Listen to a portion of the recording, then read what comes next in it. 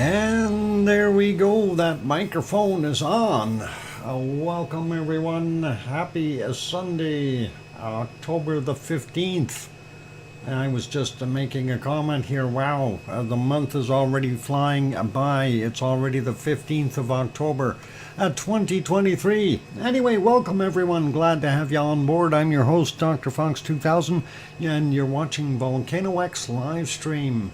On the screen, of course, we've got the Rebbe vent there in Iceland on the Reykjanes Peninsula from 2210, and that is from this year, July 31st. So, pretty awesome looking. Figured I'd throw that in there for today just so we can see some lava. I like lava, just like everybody else. Anyway, thank you for the welcomes here from all you good people, from Peter and John, I see Mars as well, and thank you Sue and Henry and Hermione and Fluffy and so on. And we'll say hi to everyone in a second. Let's start out first though with our wonderful moderators, Arizona Snowman and Piggy. And Piggy is here, yay, and nice to see you, Piggy. And Piggy, anytime you need to, you do what is best for you, okay? Just please remember that, and make sure that that you get your rest and all that nice stuff. And we also have Sue Hayes here. Welcome, Sue. Glad to have you here. And got the email, the volcano report, and the one extra one there. So all good. And let's see, what other moderators? Yvonne Kunkel, we spoke to her this morning on the other chat. She is there resting, or was about to go to bed, I guess. And I don't know where they're going to go first. I think at Krakatoa is what's going to happen, a boat ride out there. So I think she's going to be looking forward to that. It's going to be interesting. We'll see what reports she throws us.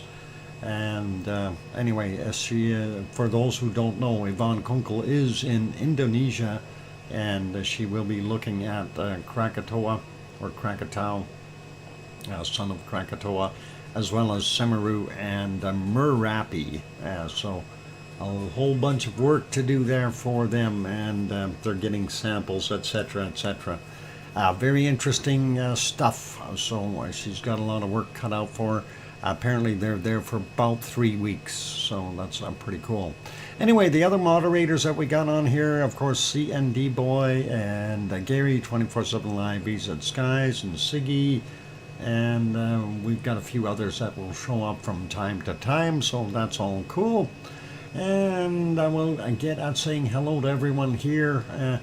Before we do that, I just wanted to remind everyone on tomorrow, Monday, and Tuesday, and possibly Wednesday, or maybe, well, depending on when I get back on Wednesday, but no stream, okay? I will be up in Cold Lake. There's no way I can do any streams from there, unfortunately, so there will not be a stream Monday, Tuesday, and Wednesday, just so we kind of reiterate that everyone remembers. I know it puts us out of touch for a little while, but hey, we'll be back here Thursday for sure. Is Cold Lake cold? The lake itself is cold, yeah, I think. Hey, what happened? Blue lava. Oh my God, we got blue lava. How did that go? All right, we're back to normal. Back to normal. Okay, that was neat. Yeah, what? It got cold. That's it, Henry. Blue, Gulf lava. Yeah. Not good, not good. Anyway, welcome everyone, and we'll say hi to all of you. What just happened? We ended up with a blue lava. I think it was an alien probe or something there. So welcome to Hermione and Fluffy and Mars 2028, and Tanto is here. Also Henry Nelson, Scott Hartman, Susie is on board. We got Tanto, Brian Perfectability 999 also here. And Lizoid was actually the first one in today. I was going to say first person, but if he's identifying as a Lizoid, lizard, yeah, I guess is that the same as saying, hey, it was the first gecko in today? I have no idea. Anyway, John Raper also here, Peter Greenlees, welcome back. And who else we got? Scott Hartman we got already. Adele51, welcome. And still going up the list here, trying to find other good people that I haven't said hello to yet. Still scrolling upward. Where are we here? We got Scott, we got Tanto, got Peter already. Silicone Avatar, welcome. Good to have you on board. And let's see, who else is sneaking in here, grabbing, oh, I didn't even set out any lava cookies. Oh my God, we're gonna be having to do that right away. I totally forgot about the lava cookies. Holy Batman. Dan is here, welcome Dan. And we got Lizoid, I think we got everybody. No, still scrolling upward here looking for other names that I may have missed. I don't see anyone else, but hey, I better set out lava cookies real quick. It happens. I can't help it.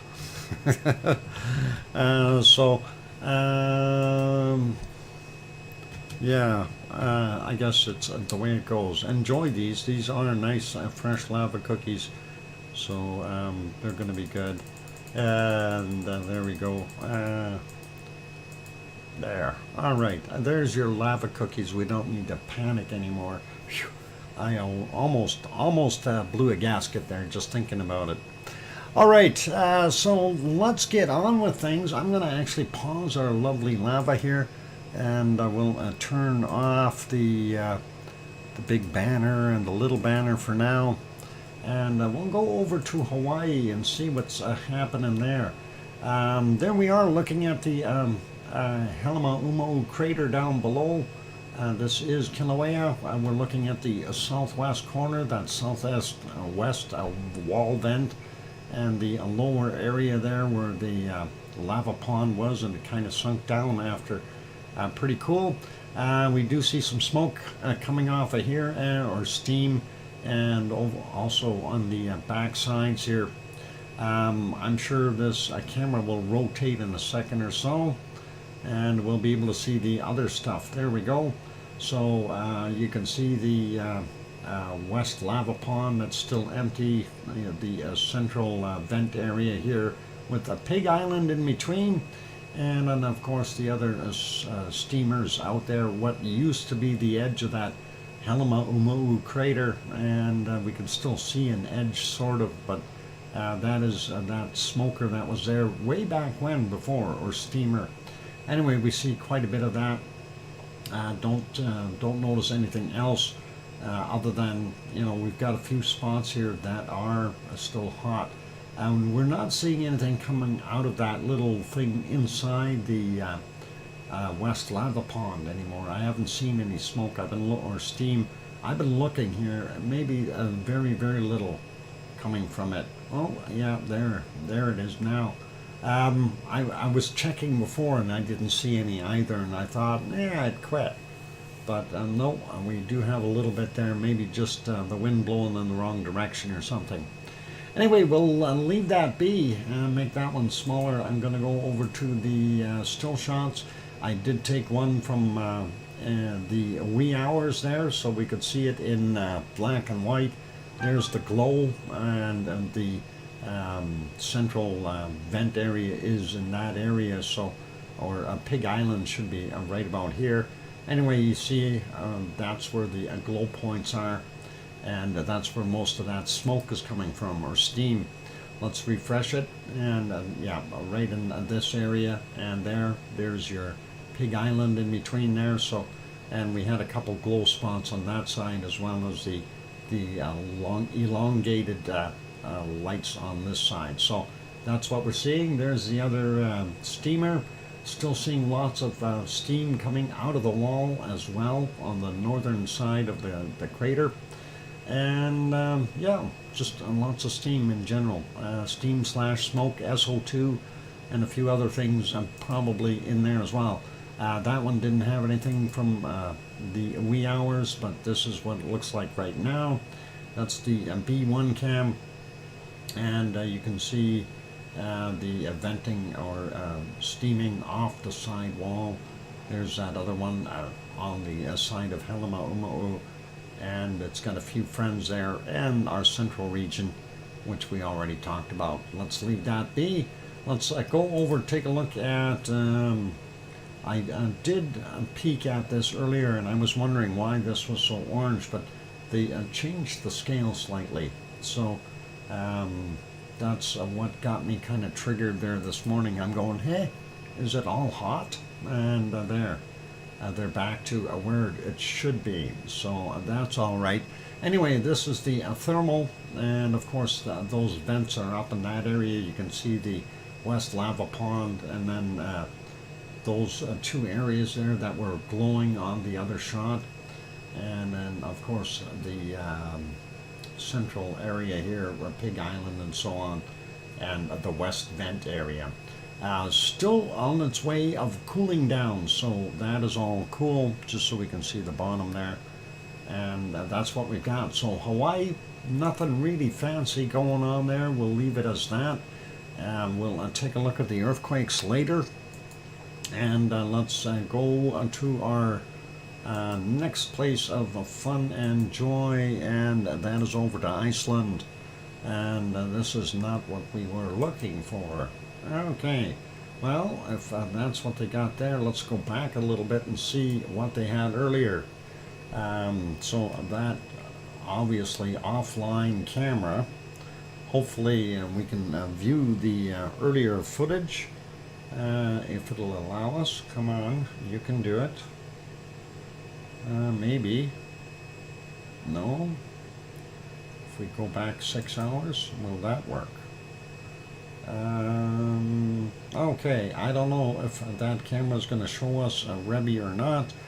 Let's see if we go back a little bit further. Yeah, we'll try it there. I don't think it's going to do it. All right, well, I guess that one's not working. Let's try this one and see if it goes back.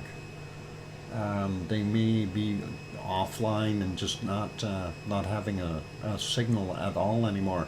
All right, let's leave that. Let's go to the next one. This is Thorbjorn, and quite bright up there. Must be a moon or something going on. We can't see anything else off in the distance. Too fuzzy and foggy.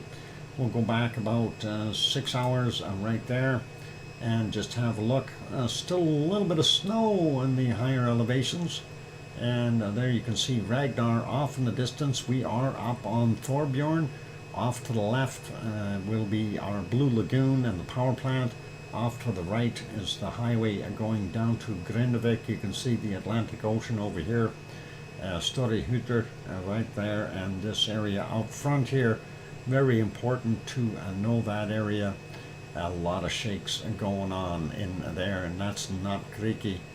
And Not Creaky is a place, and just on the other side of these hills here, maybe something that we'll see pop up soon. We'll see.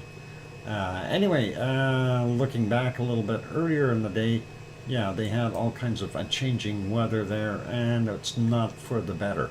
So a little bit of rain coming down, stuff like that, you know, normal Iceland weather. There you go. You can see the rain and the low clouds and the fog. Let's put that back to live, and we'll make that one smaller. Go to the next shot here. This, of course, is from the Perlin Center, and that is in the capital city of Reykjavik. And you can see it's not too bad looking. Very bright light over there. I wonder what that is. Let's back that up a little bit so we can see what their day was like. We'll go back about 6 hours. And I think it was foggy and rainy. And there we go. Yep, it is foggy and rainy. Nice fall colors, and that's what we're seeing. So, yep, low clouds. Don't bump your head on them.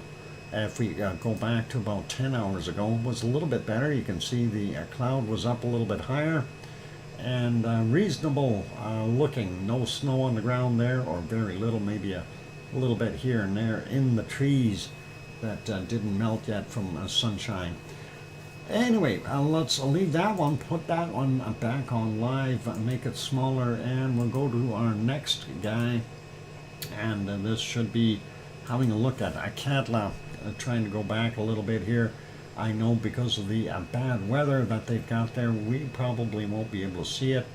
And I think I hit about the best view there. So, yeah, everything else seems to be just absolutely not good. Let's see, maybe right about here. That might be, no, that's worse. That's even worse there. Yep. Okay, anyway, so yeah, we're likely not going to see Katla today. Let's just put it back to live. We'll put this just like that. And we'll go to the other view.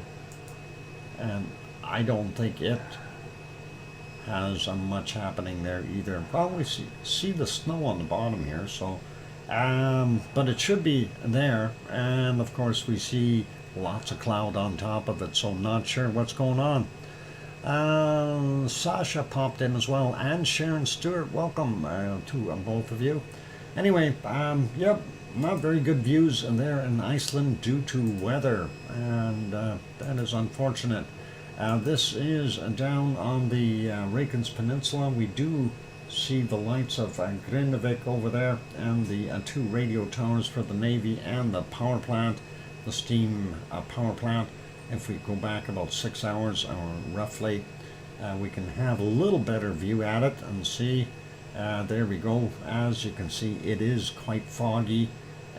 We do see the steam vent doing its thing.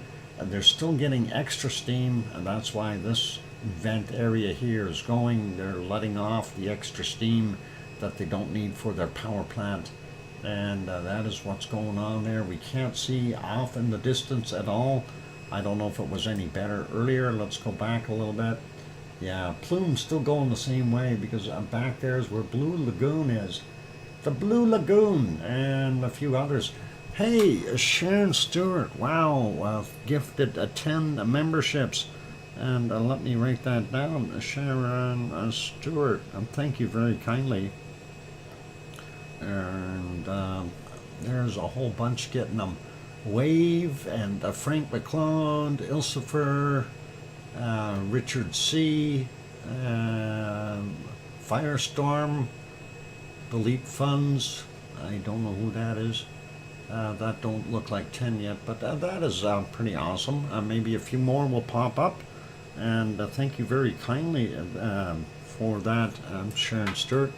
Appreciate it, and very awesome of you to do that gifting, and congrats to the winners. Anyway, that's what we were seeing there, and even if we go back a little bit further, it really was about the same, so nothing spectacular. We'll put that back to live. We'll get on to the next thing that we enjoy, and of course, let's make that one smaller as well, since it doesn't want to show up. We can leave that one, and let's get over to where I want to go. Harmonic tremor charts, and there we go. That's what we're off to, and there we go. That's our ODF chart. And why is that? Let's see if that changes it. No, that doesn't want to do that. I was hoping to move it just slightly. Yeah, okay, it's not working. Anyway, so yeah, refreshing just to make sure it's 100% up to date. And there we go. So we seen yesterday was quite interesting with all that extra activity in there. Today, of course, in the wee hours, we've seen blurts of this same scenario popping up, and almost making me think that we have magma on the way up. Looking at our magmatic, slight decline and then a slight increase. but holding steady. Seismicity built up a little bit and holding steady now. So I'm not sure what's going on there, and it started holding steady right around when this tectonic activity waned a little bit, and that is kind of on the upward swing, but not sure what it's doing. So that is pretty cool. Hey, what happened? Who's the duck? The duck is not here today. Quackers is not here. Quackers is down at the pond at Horlack Park, still doing flight practice. Apparently they're not going yet. They got a couple more days, he said. Anyway, I'm hoping he's not going to leave till I get back. Anyway, looking at what we have here, next one. So this is, of course, on the east side of Frankenfeld, right in between Frankenfeld and the Krušević system. We see magmatic dropped a little and regained, and fairly steady, about the same as far as our seismicity here, and a little bit more in our tectonic movement. So a little heavier as far as what we're seeing on the eastern side of Frankenfeld. So pretty interesting. Yeah, Quackers will head for Florida. Quackers hasn't left yet. He's still doing flight practices. They'll get out of here. They know when to leave. Anyway, it's all good. Quackers will be okay. I'm sure Quackers will stop in and let us know when he's leaving. Next one we're looking at is Grindavik, and we see a little bit more of a rise in the magmatic, as well as maybe the seismatic as well. It did have more of a dip in here as well, but kind of instead of being kind of steady, it is still increasing a little bit. Amplitude of our tectonic movement not quite as heavy there. We do have a little bit of noise going on, but it's not anywhere near as heavy. I still wonder where that quake is, and we'll see that in a minute. Let's take a look at the Grimsey chart. Grimsey up a little bit, down a bit, and way up. And kind of following suit here with our, so that's the magmatic. This one is our seismicity.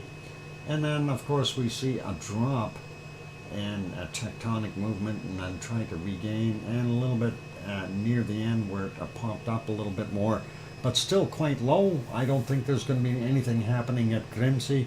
Grimsey is the northernmost point there that has a sensor for Iceland. It's its own little island, if you didn't know that, but it's all okay. And let's take a look at the next one, and that will be this guy, Alstmansbunga, which is technically just north of the Akatla caldera. So a lot of activity there, and we see our magmatic had dropped and came back up and holding steady. Can't see too much of the seismicity, the green. We do see it right in there, and it dropped a little, and we see it over here again. So I don't know if it's kind of holding steady or still rising underneath all that blue, but we definitely have something grinding on our corner, and that, of course, is Katla being kind of not quite at a 90-degree angle. It's maybe 100 and 120 degrees if you measure that spread as far as the way Iceland sits there, and the two plates are connecting. So that's kind of the angle, but a little bit of activity there. So very, very interesting. And if it's pulling apart, well, that could be. And if it does pull apart, that takes some of the pressure off of those areas that had magma intrusions and stuff, and that doesn't do well for making volcanoes. Quackers will be okay as long as he stays clear of the Kennedy Space Center. Security alligators. Oh, yeah, they do have those security alligators. Actually, Quackers was telling me he's heading for somewhere in California. I don't know. He indicated that, and I thought, well, don't you go to Florida like where all the other ones are going? And he said, no, no, no. He's like going to California. So apparently we got ducks that go to California. That's really cool and interesting. I never knew that. Anyway, so that's Auslandsbunga, Katla, and then the other one, of course, is Askja. And Askja's chart is a little bit more of a mess, or going up and down and up, and then kind of back down a little bit, holding steady. And same thing goes with our seismicity in between here, as well as our tectonic, and the fact that these are all very similar with the same waves. I'm attributing this to being a tectonic movement, at least in the central portions there for Iceland. Anyway, let's leave that be, and it is break time, ladies and gentlemen, so we'll put you back onto the canned lava. When we come back from the break, we'll have a look at some of the wonderful earthquakes, and we'll find out where that extra earthquake came from, or that big spike. I'm trying to get that centered. Come on. Go back one notch. One notch, I want you. There we go. All right, we'll leave it right there. All right, back over to the canned lava. We'll get that moving. And don't go poking your sticks in there. It's hot stuff. All right, here comes some music. Hit the like button if you haven't done that yet. Also, if you have not yet subscribed to the channel, consider subscribing if you feel we've earned it. On that friendly note, I'm your host, DrFox2000, here in Edmonton, Alberta, Canada. I'll be back in 5, 6, or 7 minutes. Don't go away. Keep smiling, and no pokey sticks in there.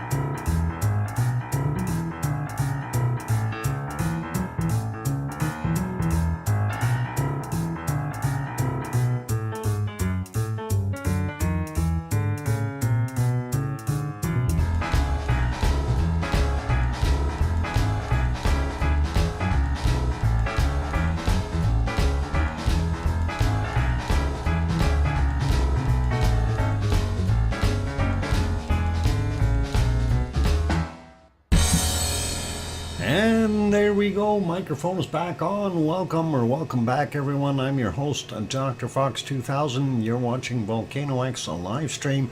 On the screen, we have live canned lava. Just to confuse people. Come on, read the date. It's from the 31st of July. So it's all good. Yes, it's canned lava for those who need to know. Thank you for the welcome backs from Scott and Mars and Sue and Sasha and John and JB and Hermione and Fluffy and Tanto and I hear you, Dr. Fox 2000.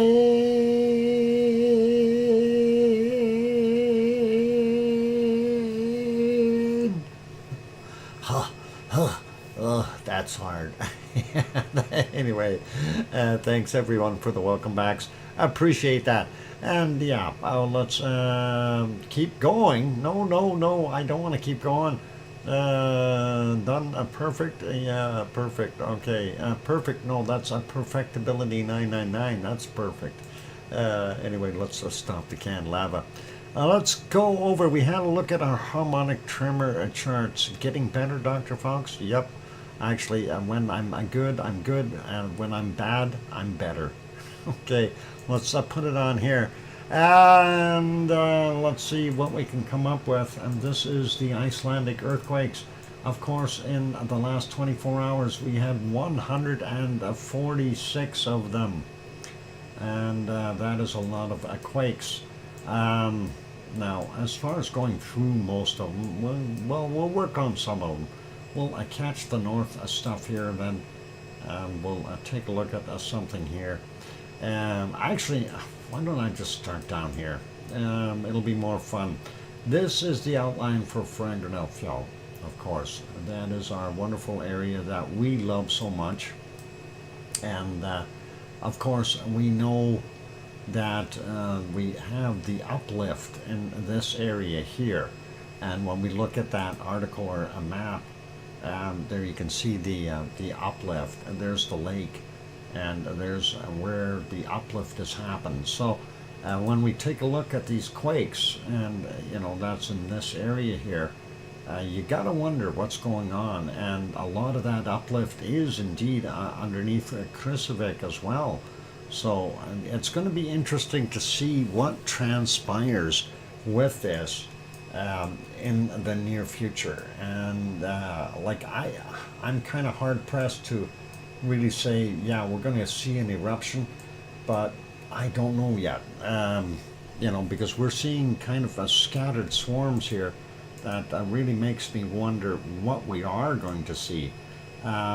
Let's just take a look at a few of these down here, right at the end of the peninsula. Anyway, for those who are curious, there, the lighthouse is right here, and there's where the quakes are, those three, just to give you a little bit of an idea. And then, of course, the power plant is right there. The steamer is right here. So 1.07, 5.7 kilometers down from 1418, 0.7, 5.4 clicks down from 323. There we go. Dyslexia already got me. 0.46, 4.9 kilometers down, and that's 461. At 1:01 in the morning, we had a 0.35, 6.3 kilometers down. A 0.2, 8.5 kilometers down from 819. This one fairly close to the lighthouse, 0.45. 4.5 kilometers down, and that's from 254 this morning.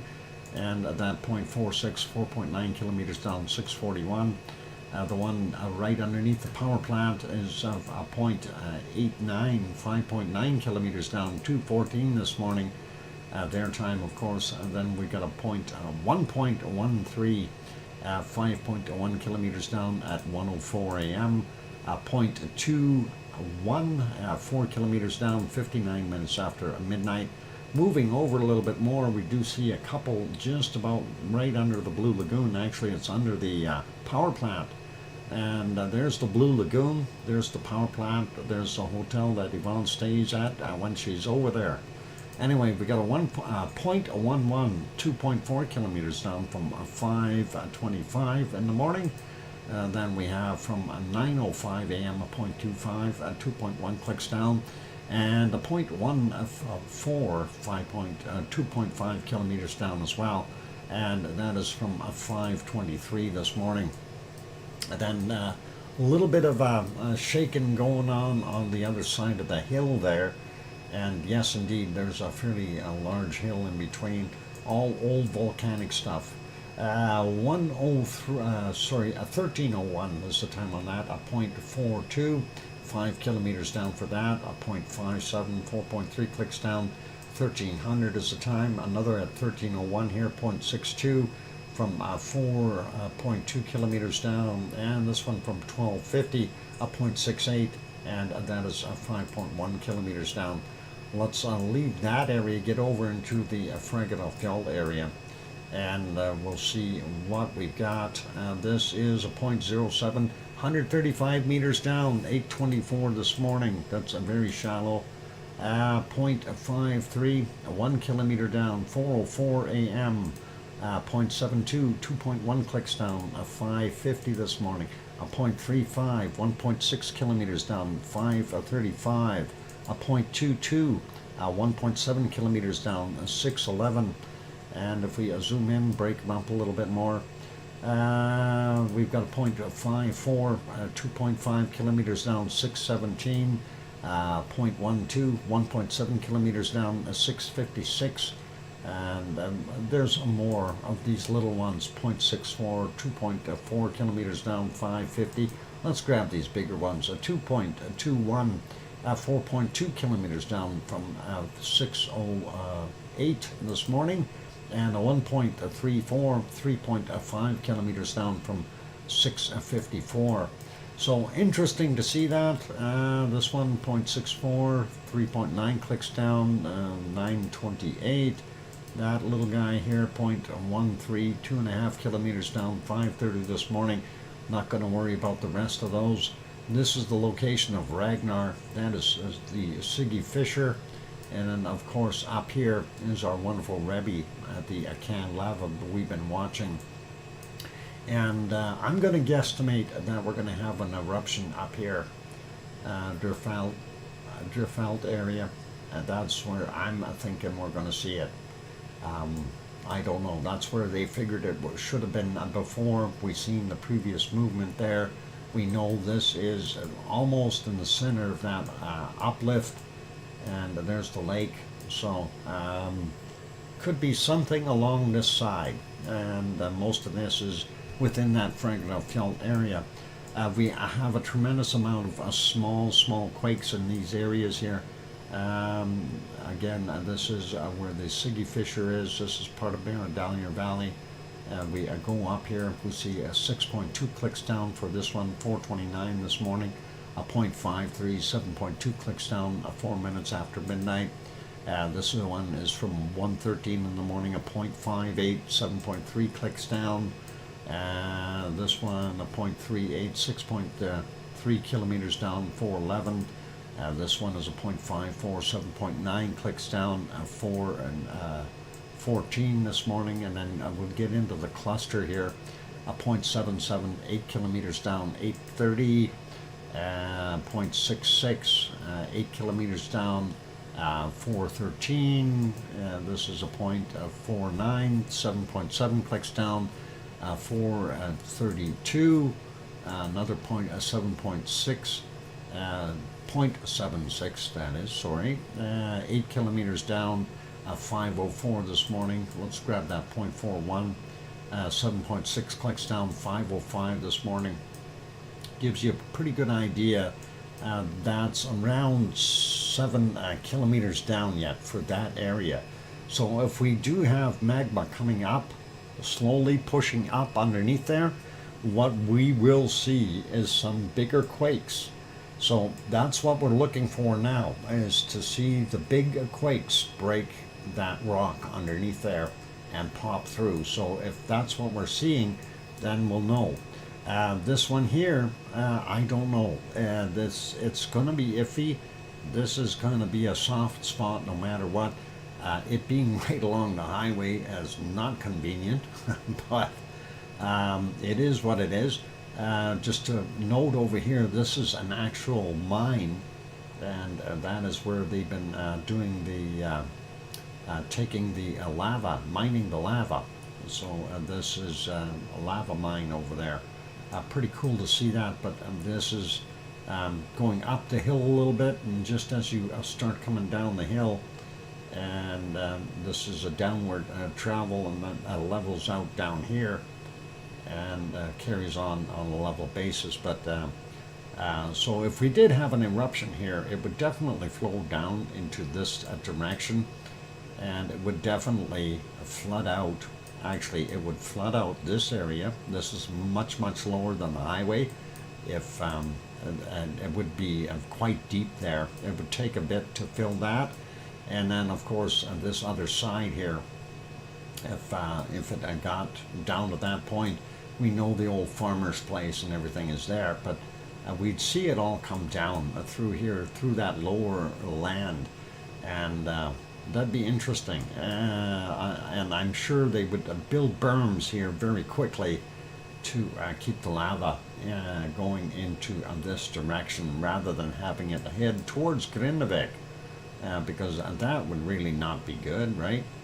It's not going to make it up the hill here unless we have the vent spouting up on the opposite side of the hill. So that's kind of what we're seeing there, just to kind of give you a little bit of a nutshell to get the ideas. Anyway, we got a bunch more up here again. I'm not going to go through all of them, but 1.1, 2.8 clicks down, 1752, 1.07, 2.8 clicks down from 942, 0.9, 5.9 kilometers down, 1531, 0.59, the 1.1 clicks down. I missed the time, darn it. 1334. 1.25 clicks down from 1817, 0.3, 9.4 kilometers down from 1519 up there, and going down a little bit more here, 1.1 kilometers down for 0.9 from 1655. This one is a 0.3, 5.2 clicks down from 403 this morning. So that really nothing too crazy or major up there. Here's a magnitude 1, 6 kilometers down. It came in yesterday at 2356. This one a point of 35, 10.9 kilometers down, 2357. 1.53, 6.3 clicks down, 314 today. A 0.09, sorry. 6.9 kilometers down from 347. There's a couple here. This 0.26, 8.2 clicks down from 1502. And what's the other one underneath it is a 0.2. Yeah, 8.7 kilometers down, also from 1502. We've got one over here at Eyjafjallajökull, and that is a 0.2. 1.1 kilometers down, and that's from 1656. And then we've got one up here near Hekla, a 0.04, 9.2 kilometers down, very small. We got those earlier, so I'm not going to bother with those. And we're not seeing anything else in the other area here that normally sees shakers. 0 out here on the coast, 1.1 clicks down, 9:11 is the time on that. This one it would be Grimsvatn area, 0.67. And that is 10 kilometers down from 39 minutes after midnight for him. And let's zoom in a little bit. So there's Grimsvatn, and there's Barnabunga, and here's where we're seeing the movement. And this one is a 0.79, 17.6 kilometers down from 634. A 0.7, 17.1 kilometers down, 632. This one, 0.69, 17.1 clicks down, 631. And the 0.62 in there, 17.3 kilometers down, 636. So I think it's about 17 kilometers down that they're seeing that. Let's go over here. Askja. There's Askja. And I'll ask you, are these going to make it pop? And I will say no. This is a 0.11, 2.9 kilometers down, and that is from 112. The other one says a 0.48 in magnitude, 4.7 kilometers down from 1311. And moving over a little bit, and there's Herdebreit, and we see a 0.18, 3.1 kilometers down from 18 minutes after 1 a.m. And a 0.54, 6.6 kilometers down from 26 minutes after midnight. And let's see, what else we got going up here. 0.44, 1.3 kilometers down from yesterday at 23:24. A brand new 0.9, 9 kilometers down from 1944. A 0.7, 10 kilometers down from 22:48. A 0.35, 10 kilometers down from 2:44 this morning. And 1.78, 10 kilometers down at 10:19. And then a few stacked up here. There's Grimsey, and you get the idea, it's not too far away. 1.74, 10 kilometers down, 4:49. 1.2, 5.5 kilometers down from 4:37. And the other one is a 0.73, 10 kilometers down from 4:37. And let's see, there's nothing else further out. So that kind of sums up the quakes and gives you a pretty good idea of what we've got going on there. Now, again, with the fact that we've got that magma intrusion underneath here, and again, I want to pop back to this shot. You know, when you look at that lake, and too bad they don't have that a little bit bigger. I'm going to see if I can zoom it in just a tiny bit there. Anyway, looking at what we've got there, you know, majority of it is up and just in the northern portions here. So if we're, you know, looking at an elevated issue, that is right along the kind of the wall, if you want to call it that, and that is sitting right in that area where I thought it may pop. And if we look at that, so that wall is about here, and if we look over here, this is kind of in the highlight zone or in the hot spot, and the wall is along here. So definitely thinking that we may see something that might even be up a little bit further this way to see the maximum elevation. But yeah, that, you know, as far as what we see on that chart right in here, where we see these two lobes. I don't know if we can tell that on this one. Hard to tell, but that's kind of the area right in there. So hopefully, if it does pop up there, that it flows back this way and comes on the right side of it. The southern, I guess it would be southwest side. If it goes on the other side, then we've got issues with the highway and stuff like that. That could really pose some problems for them. So hopefully, if we do see an eruption, I'd prefer to see it down here in not creaky area, and that would be actually the ideal place for it to pop, is down here. Well, ideal would be right around here. It really, really would be good. That would be an excellent place to pop.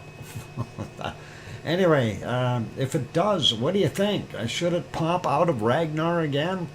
That is kind of the question. Blonde bombshells. Wow, you got blondes? Sorry to hear that. Anyway, let's go over to our Americas and see. Can you tell? I don't watch those shows. The eclipse looks to be 50% from here. 50%? Oh, I hate when things only come halfway there, David. Anyway, let's go over to, well, that's not Mexico. We went a little further south. That is down in Chile. And there we see a Laguna del Mole, which isn't doing a heck of a lot. We got snow there, so still there. And the other one, of course, is Villarrica, and all we see is different shades of gray. 50 shades of gray. I don't know if that's applicable here. Let's do that again. There, I refreshed it. We can actually see the volcano for a few seconds, and it is puffing. Yay! So we definitely are seeing a little bit of activity from Villarrica, and that is down in Chile, central Chile, and that looks pretty cool. And yeah, it'd be a chilly walk up there, but once you get to the rim of the caldera, it'll be plenty warm. All right, let's leave that one be. And I'm glad we were able to see that. And next one on our list, well, hey, we get a daytime view, and we can see the caldera wall, and maybe a little bit in the background, but this is, and I better get it right, Recon de la Vieja Laguna. Oops, did I say that out loud? Recon de la Vieja. And that is pretty awesome looking, and we won't call it Laguna. And here's our next one. This one, of course, is a Messiah volcano, and we'll call it a Mayon. No, it's Messiah in Nicaragua, and we didn't move it to Costa Rica just yet. Anyway, we do see it off-gassing fairly heavily. That was from 1041. If we refresh it, I'm sure it's not going to be that much different, and it isn't. Well, a plume going up a little bit more, so pretty cool. Next one on our list is our wonderful Fuego, and we're going north, and this is up in Guatemala, and I don't think we're going to see anything other than volcano gray today from this one. And that is exactly what I thought. Yep, we've got 12 hours of volcano gray, so a nice view. And our wonderful Mexican guys from Webcam de Mexico are still not back on. So I'm not sure what kind of troubles they're having, but we'll see what happens in the future.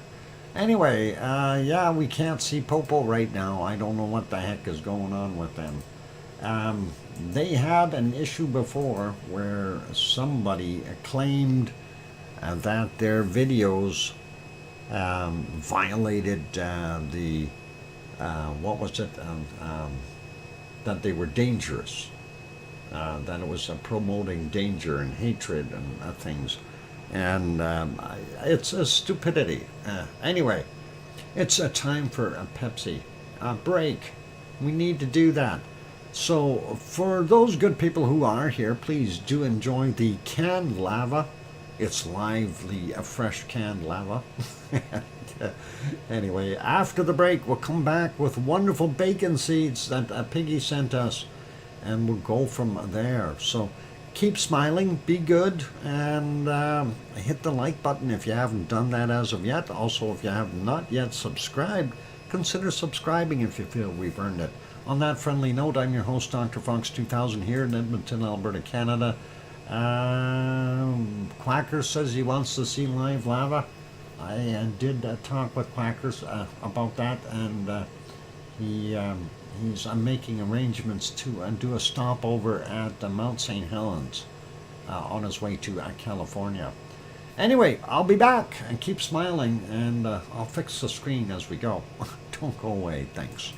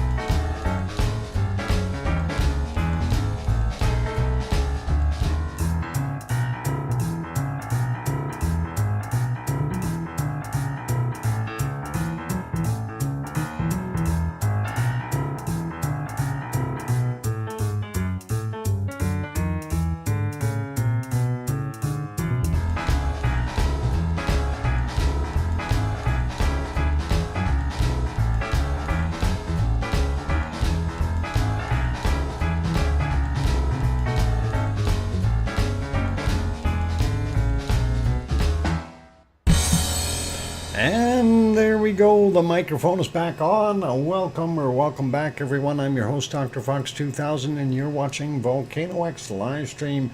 Thank you for the welcome backs from Tanto and Mars 2028 and Sue Hayes, as well as John Raper and JB and Sasha, and hi to Wonky Donkey.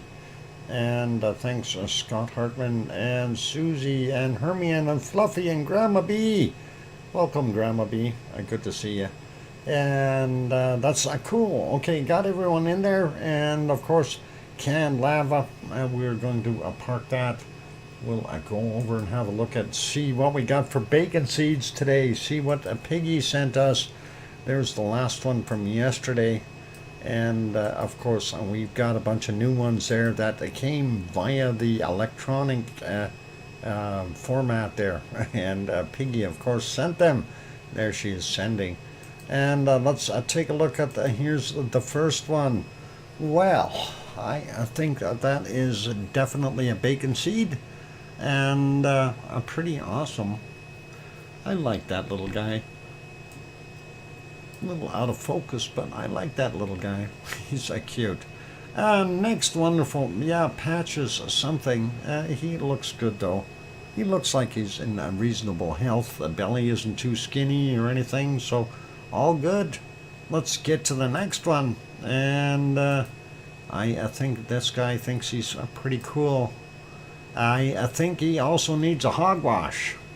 That's a what? Oh, this one's legit. Yeah, cool. Definitely, I do believe there is enough dirt here to get a hogwash going. And cool, a Piggy. Yep.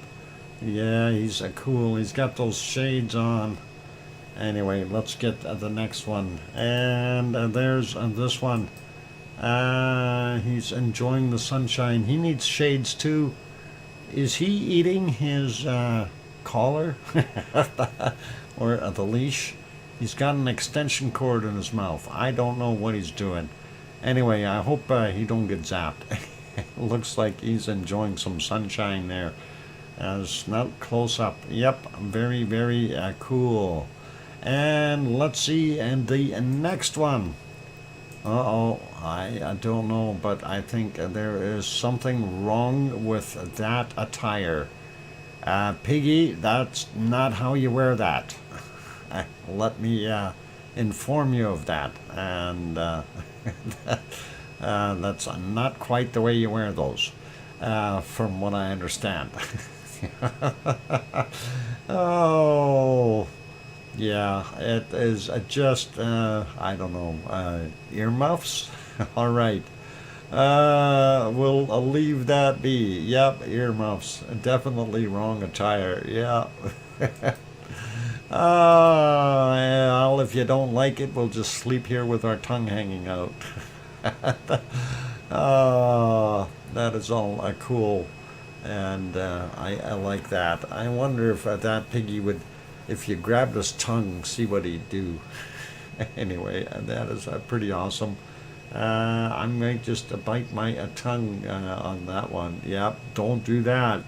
Next one, speaking of tongues, this rabbit is doing its thing. Oh, wait, hang on. This may not be a rabbit after all. Pretty awesome. And that's two tongue sticker outers in a row. Let's see what else we got. Anyway, here's a cute little guy. That is for real. And yep, definitely nice smile on his face. Looks like he's posing for the photo. And that is all right. Let's get to the next one. And another one, just relaxing, having a little snooze in a cuddly bed behind Mama or somebody, and enjoying being warmed. And that looks like a nice, clean pig. I like that. That is awesome. And our next one, let's see what we got. Here's another happy one. enjoying a nice little snooze with a smile on his face. You know, when you see that expression, you gotta know that that animal is not distressed and he's not feeling bad. He's enjoying himself. He can relax, feel safe, and that is wonderful. So, gotta love it. And we'll get to our last bacon seed. Here it is. And yep, and that's another one that's doing a little snoozing and a smile on his face. So obviously he's feeling comfortable. And I think his belly is definitely full from the looks of things anyway. Dreaming of a snout bopping lots of people. That's it. And that is our bacon seeds for today. And thank you very kindly, Piggy, for supplying those wonderful seeds. And always a pleasure to be able to deal with them and enjoy looking at them. It's a fantastic thing. So thank you, Piggy. I really do appreciate it. And let's keep going here. We'll get to our next place of interest and action, and that is over to Merapi. And we'll see how, I won't say if, but how happy Merapi will make us. I just got to find Merapi, and there it is. Anyway, looking at Merapi, we do see the IR cam down here showing a whole bunch of lava, and this is a current. This is at 4:16 their time right now on the 16th. So they're in the future. This hasn't happened yet, but we're going to be looking at the future. As we go back a little bit, I know there were some eruptive at times, and we will see a little bit of bacon, and there's some now. This was at 3:48. We do see that it did take a path over here prior, and you can see that on the IR cam, as well as see the racing material coming down the hill. So this looks pretty good. We definitely have bacon happening and different streaks going in different directions. I like to see that little vent go a little bit more. So we know there's 3 for sure up here. Actually, I think there's 2 over here. We know this one is definitely working, but not as much. That's the primary one, I think. So pretty good to see that bacon, and as you can see in the IR, it definitely lights the area up and does its thing. That's a lot of heat as well. And if we keep going here, I do know there's a couple other spots. Let's see if we can get to about here. We'll back that up just a little bit so we can see it flowing down the hill, and let's make it go. So 3:02 a.m. and again the seismicity or tectonic quakes there, tremors, definitely out of control, and you can see them. It's just absolutely gone silly. And then you can see the bacon coming down the hill, and of course on the IR cam on the bottom left you can really see how far it's gone and the volume. And it's always nice to see that bacon. So we are definitely being spoiled a little bit here by Merapi. This is kind of what it was doing yesterday as well, and it was pretty cool to be able to see that the volume levels basically have gone up. So that is always very, very interesting to be able to see that. Let's see if we can find a few more spots here. Like right about here, this is at 1:10 a.m. Not quite as intense. It did look like we had a little bit of lava flow down the other path that would have been over here, which we can't see. It's just because it's got a little bit of a heat behind it. But we are definitely seeing the larger batches of bacon going down the hill. Kia ora, Amelia. Good to see you. And thanks for joining us. Amelia, of course, from New Zealand, for those who don't know. And they have some volcanoes there too. And the king is here, King Colin. Okay, hi Dr. Fox and all. I'm late. Yep, you are, mister. You're late. And Michael Olson, you're late too. Where's your note? Take it to Piggy's office right away. Anyway. So some lovely bacon flowing down the hill, and we always got to enjoy that. This one here is one that came down the side on that side, and that was at 40 minutes after midnight. So a little bit of bacon going in the other direction as well. And that was from earlier, of course, than what we had seen previously there. But nice to see that going down and taking different paths. So that gives a little bit more of a spirit to the whole volcano. It's not always flowing off to one side, and makes it a little bit more fun, if you will.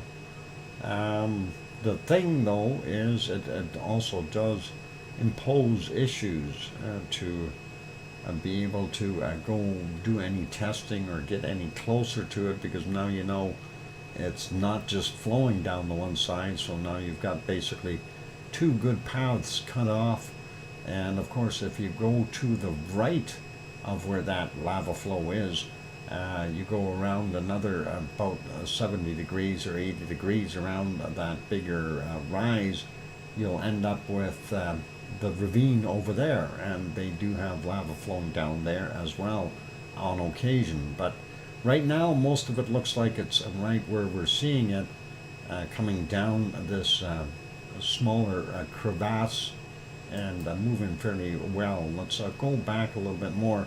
I think I went back a little too far here. Let me just back this one up. This was at 23:46. So when we seen that coming down the hill, again, lots of bacon. This is coming out of the what I refer to as the primary port or vent up here. And we see that there's kind of a cloud in the way, so that cloud does obscure things a little bit for us on the color cam, and not so bad on the IR cam down on the bottom left of the screen. So pretty cool. And there we go. Gives you a pretty good idea of what is happening at our wonderful Merapi. So yeah, is Merapi making us happy? I think so. And we have other places where we've seen a more lava flow. I'm just trying to see some good ones here. It's not easy to find them all if you go too quickly, and always difficult here. That's too small. I want bigger ones.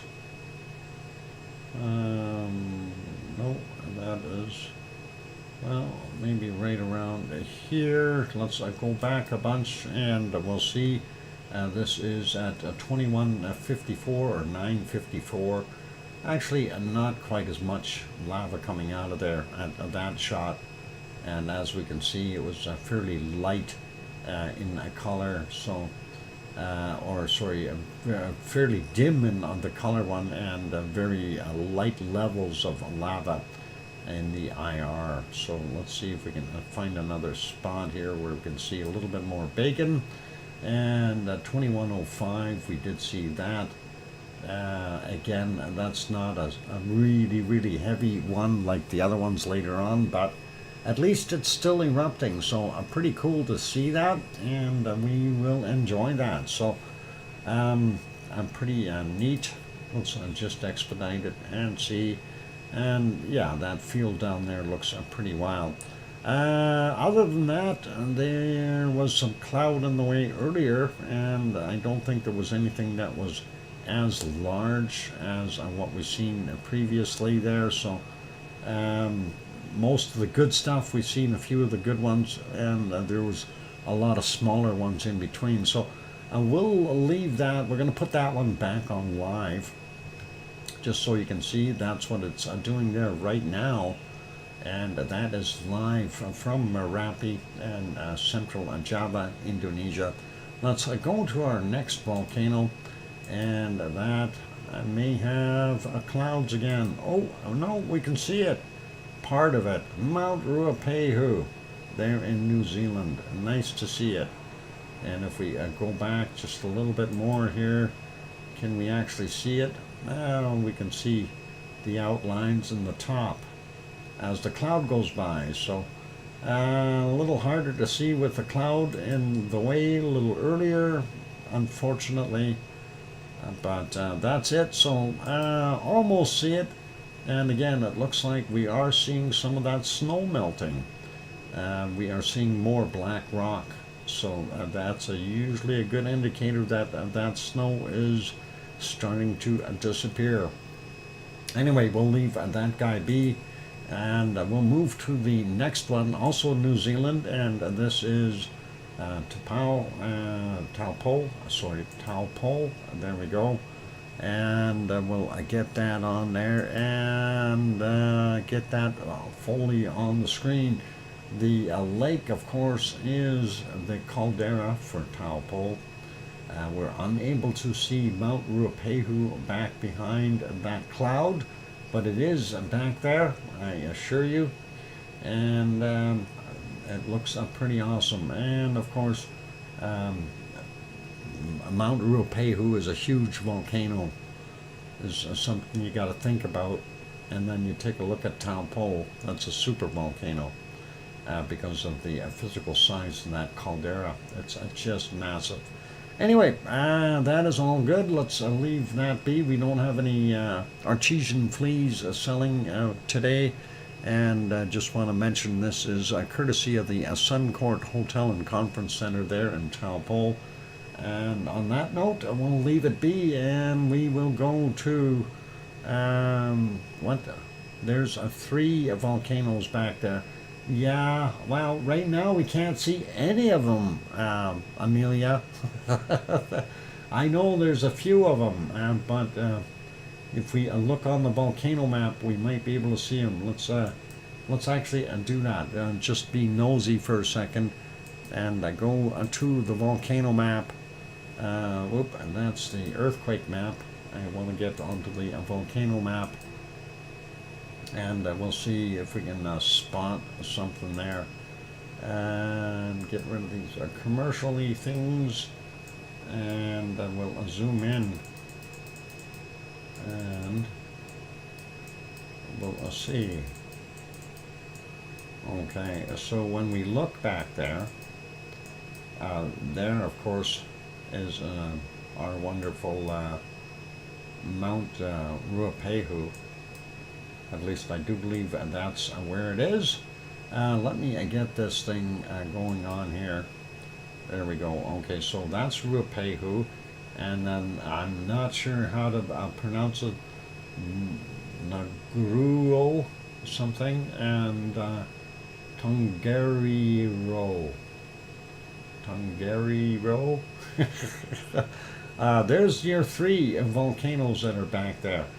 And of course, that is what we got. And thank you, Amelia. And those are the 3 back there. And Ruapehu there. And of course, the other ones right there. The Tongariro. Tough names. And of course, here's Taupo.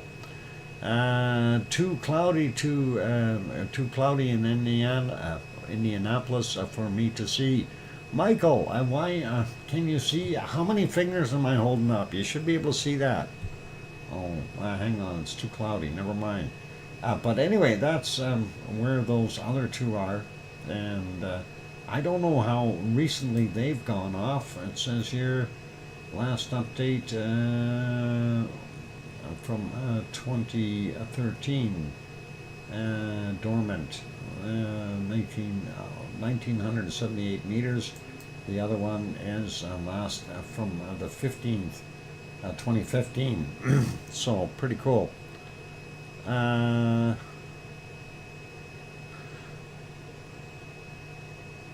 Throws hot stones. Okay, now Uruho. No, that boy, that NG always gets me. Now Uruho. and throws stones. Okay, interesting. Thank you, Amelia. I never knew it threw stones. That is pretty awesome. All right, it's just about break time, so I'm going to put you back on the wonderful canned lava, and we'll get that going. We've got a bombing run happening. They're flying overhead. Actually, it's the Stars Air Ambulance heading for the hospital. They usually fly just about overhead or just to the west of me here to get over to the hospital when they're coming in from the south. And that's their flight path. So hopefully nobody's hurt, and that's what it sounded like, Stars Air Ambulance. Anyway, we'll leave that there for right now, and let's see, where was I at? I wanted to change things here on my map so I don't lose that, and I wanted to make sure I have Taupo turned off. Where is it? Oh, there it is. All right, I found it here, just doing the background stuff. All right, for those good people who are here, if you have not yet bopped that like button, please do give it a quick bop. Also, if you have not yet subscribed to the channel, consider subscribing. That'd be really cool and awesome. On that friendly note, I'm your host, DrFox2000. I'll be back in 5, 6, or 7 minutes after a bit of a break, so don't go away. Play nice in the lava. Don't stick any hot sticks in there, or cold, any sticks. And don't throw any water bottles in there either. They blow up. Anyway, I'll be back. Dr. Fox and Michael's birthday. Break out the crayons. Turn the volcano into a birthday cake. Michael's happy birthday, Michael. Where's Michael? Oh boy. Do we have to put candles on that cake? Or all right. I didn't know. You should have let me know earlier. It's too late to load things. I don't have them. I'm 46 today. Awesome. Congratulations, Michael, and happy birthday to you. And all the best. We'll see if we can maybe find you a cake, but I don't think we can do any dressings. We'll see. Hang on.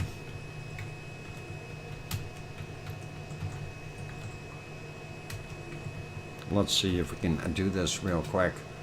All right, I'm putting it in the magic oven. We're going to cook it really, really quickly, and we'll see what happens. And all right, I think we might have it. Let's see if we have it. We're cooking really quickly, or baking. And we'll see if we can do that. Michael, I'm just typing in that there. All right, at least we got you a cake. So a cake coming up there for Michael, and let's see, you can enjoy it. I know it's here somewhere. I just saved it. Where is it? There it is. I found it. All right. See, I'm a very, very quick cook, or a baker. And there you go, Michael. Happy birthday. So, enjoy that cake. And by the way, it's yummy and very, very delicious. Happy birthday, Michael, and thanks for being part of our wonderful lava family. And enjoy the lovely cake, and hope your day was awesome. Orange, yeah, I like orange. Orange is nice. Orange flavor, and pretty cool. So, all good and awesome. All right, it's time to go take that break, and be good, everyone, and happy birthday, Michael. And we'll get back to the canned lava. I gotta advance that just slightly because that is on a spot where we're not seeing much. Never mind, I don't need to. It did it itself. All right, I'm your host, Dr. Fox2000. I'll be back in 5, 6, or 7 minutes. Don't go away. Keep smiling and be nice. I'll be back.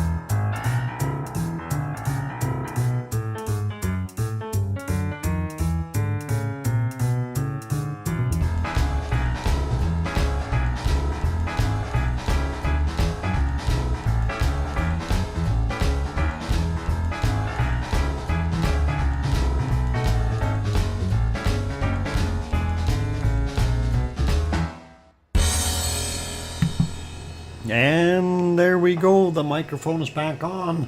Welcome back, everyone. Pardon me. I'm your host, DrFox2000. Thanks for the welcome backs from Scott and Kananaskis country, and John and King Colin and Tanto and Sue and Mars 2028. Thank you guys. And thanks, Michael, as well. And JB as well. Okay, cool. Got everyone. All right. So let's park our canned lava once again, and we will get over to our next volcanic activity. And that should be over to Semeru. And I know Semeru not doing so good. Let's see. Where's Semeru? Hiding. It's hiding behind clouds. And hang on, that's not even live. And that is not right. Let's get it to live. There we go. That's better. No clouds. Now we can see it, and the quality is really bad. Why is that? Oh, I think it's out of focus. It was the morning stuff, and that is 4:40 in the morning. So very out of focus as time progresses. They need more light there. What we're looking for is scooting across here, trying to see if there was anything other than bugs lighting up the screen. And we want to see some volcanic action at the top of that crater, but I don't think that's going to happen. We can barely see it. Hang on. What do we got here? There's a little bit of a glow. And yep, at 20:03 we have a little bit of a plume. So far out, that is awesome.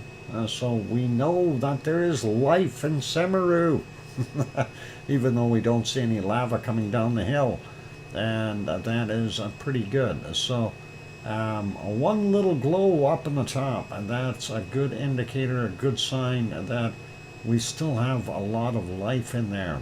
And for that lava or magma to push all the way up there, it's always amazing.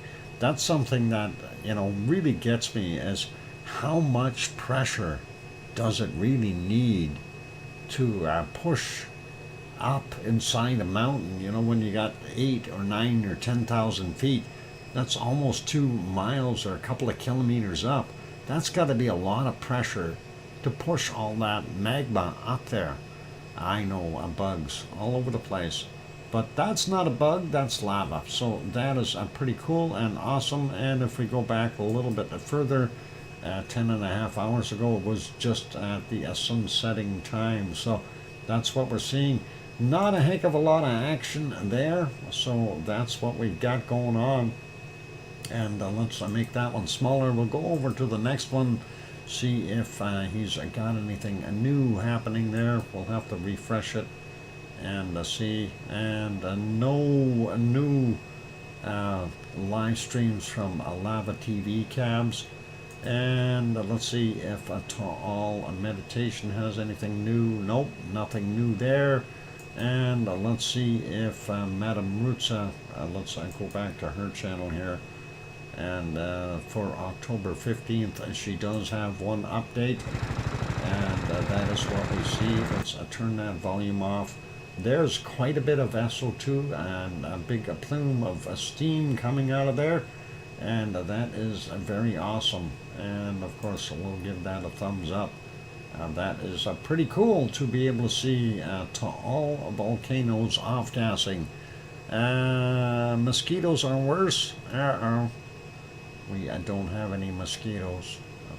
Not anymore. They're done. Once it gets a little on the cooler side, they're gone. I don't know. I think they head south if they were smart. Anyway, that's what we've got there. So we're going to pause that one. Pause. There we go. And that is it for now. So pretty awesome. And let's go over to our next wonderful place of joy. Quackers eats bugs? Yep, you bet. Bugs and slugs and all kinds of things. Where is that? I'm looking for that screen. There it is. I found it. I gotta refresh it. Apparently it's stuck again. And let's see what we got going on there. And I'd like to move just a bit. let's see if we can get that in the right spot. Oh, it doesn't love me again. Maybe I can fix it that way. There, kind of like that. Okay, that'll work for now. Anyway, you can see humanoids wandering around these sidewalks. This is Yellowstone National Park. Over 500 active geysers there. And of course, Yellowstone is a super volcano, but fear not, it's not going to pop in our lifetimes. At least I can say that with about 95% surety. There's always an unpredictable thing that we've got. Gut punch. Yeah, humanoids. Bipedal. And yeah, they're wandering around. Some of them are actually Sasquatches in disguise, but don't tell anyone that. They're wearing bright white jackets and things like that just to make you think otherwise. Anyway, that is a Yellowstone National Park. Typically they move that camera around so you can see many of the other different geysers, but hey, if they don't have any operators there, they can't do a darn thing, which is okay.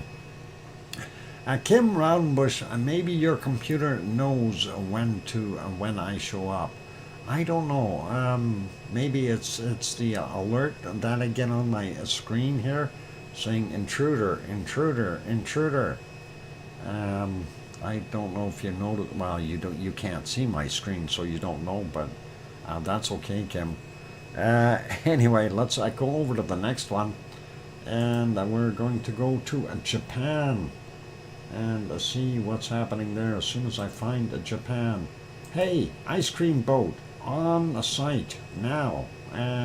Ice cream boat is there. Let's get over to it. There is Sakurajima in Japan. A very heavy off-gassing, kind of an eruptive state right now. And that's what we're seeing. And of course, you can see the ice cream boat is in. If you hurry, you can get your ice cream. Hurry, hurry, hurry. And yeah, Sue's running for it. And we should be okay. Anyway, let's get over to the other shots here and looking at what we're seeing. Quite a bit of off-gassing and ash dropping down here in the forefront. And you can literally see that is ash. So, oh no, they just had another big earthquake in Afghanistan. There was several earthquakes. They had a 6.3 again, and 4 others there on Mars 2028. And I don't know if they had another one after that, but that's what we are seeing there. Let's go back in time a little bit to just right at dawn, just as the sun was coming up, and you can see a little bit more light. So it did have eruptive activity and doing its thing, but not as bad as what it is now. And during the night, of course, it's very hard to tell what's coming out of there.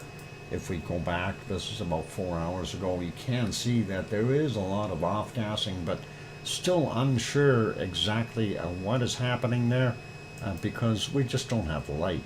And here again, same thing at midnight. If we go back to about, I don't know, 10 o'clock almost, we see that. And the same kind of thing, this time it was drifting a little more down on this side here. So I'm pretty much guaranteeing that that whole area around the volcano is getting covered in all kinds of ash. Use flashlight. I'd like to put a flashlight there. A beam light. Ooh, look at this. So from a 23, you can see that plume headed right towards the camera area there. So that is pretty interesting. And let's see, when did that event happen? You can kind of sort of see it here a little bit. You can see that it was a lot less at that point, and then shortly thereafter it picked up quite a bit, and it got bigger and bigger and bigger, and until it basically blotted out a lot of the light in the background. So probably read about that. It looks like they got dust and ash everywhere. Everybody's moving their boats, saying we're out of here. And yep, quite a bit of ash dropping there, even at nighttime. So pretty bizarre. That's back to live. That's what it looks like currently. And let's get to our next volcano. And we will not see ASO today. ASO, of course, not very visible, is it? It's in the clouds. So no view of ASO today. Not going to worry about that. Let's go to our next one. And this one is Asama. Asama volcano, of course, about 100 kilometers to the west of Tokyo, slightly north, and that's what we're seeing. Hard to tell with that cloud in the way. Let's see what we spot from earlier, going back about 35 minutes. We do see quite a bit of off-gassing coming from that. You can see it bubbling out of the top of the caldera. So we definitely know it's continuing to off-gas and put out material. There we go. That's 5:39 a.m. Pretty good view there. And then when we get back further in time, 4:31, we see it there, and lots of stars as well. And then prior to that, we had some clouds sitting on top of it. So very difficult to tell. If we go back about 6.5 hours, about 30 minutes after midnight, roughly, and we see it was still off-gassing. And then prior to that, again, more of that cloud in there, so hard to tell if there was off-gassing happening at that point in time. We do see extra lift here in that plume that went across, so I don't know if I'm assuming that it was off-gassing all the way through, so hard to tell with those clouds being in there. Anyway, let's put it back to live. That is the live shot of Asama, and that's what we got, so not too much happening there. And getting back to this shot, ice cream boat still sitting there, so everybody should have their ice cream by now, I hope, and that will be okay. And let's continue on. Matt Beal, welcome, and haven't seen you for a while. And let's see, well, who else we got? Anyway, that's it. So we'll leave Japan behind, and we'll make that one smaller. I did want to have a quick peek at Chivalish, and Chivalish, of course, doing its thing.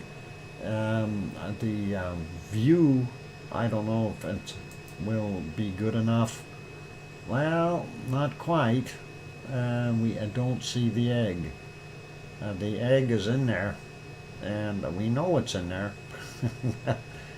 Just that cloud sitting right on top of it, so we can't tell.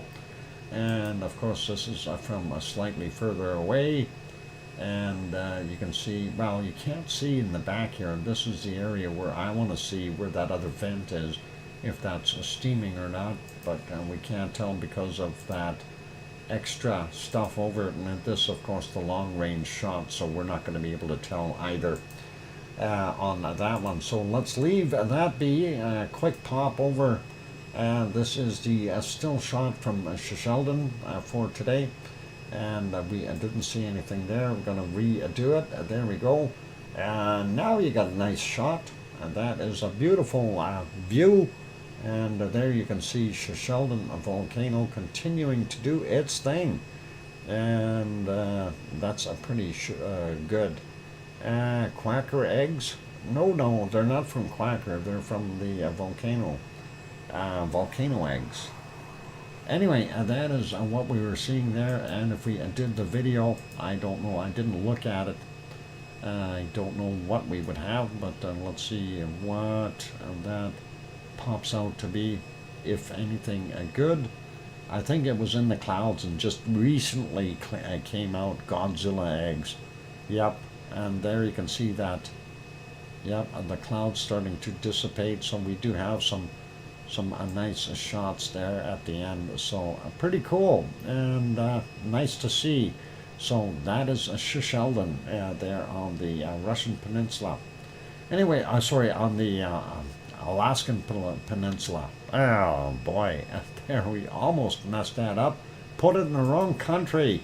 Darn it. Anyway, we'll put it back to Russia there so we know where it is. And let's maybe get over and we'll have a quick peek at earthquakes. And we'll see what we can do with those. Got to get myself on that earthquake map. And we'll try to hit a few of them real quick. Nothing up there in the Kamchatka Peninsula, nothing in the Aleutian Islands. We do see one out here, the Alaskan area, 3.4 from 1505, 12.5 kilometers down, nothing too serious.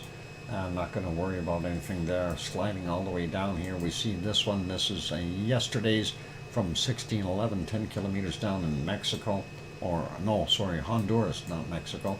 Honduras. And then we see a new one over here on this side, Venezuela, 4.5 from 49 minutes after midnight, 112.9 kilometers down.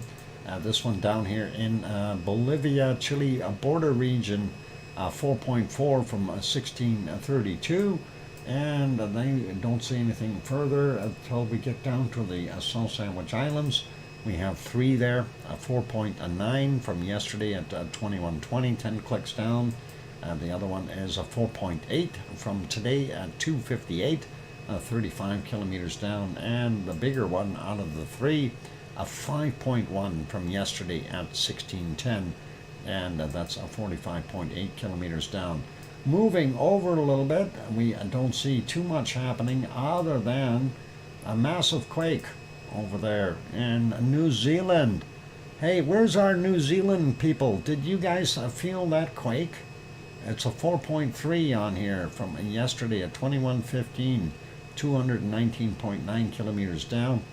And there's Mount Ruapehu, there's the quake. So it gives you a little bit of an idea of where it is. And there's Taupo. So pretty awesome to see that. Anyway, going up a little bit. Volcano report. Yeah, we're going to do that. We can do that soon.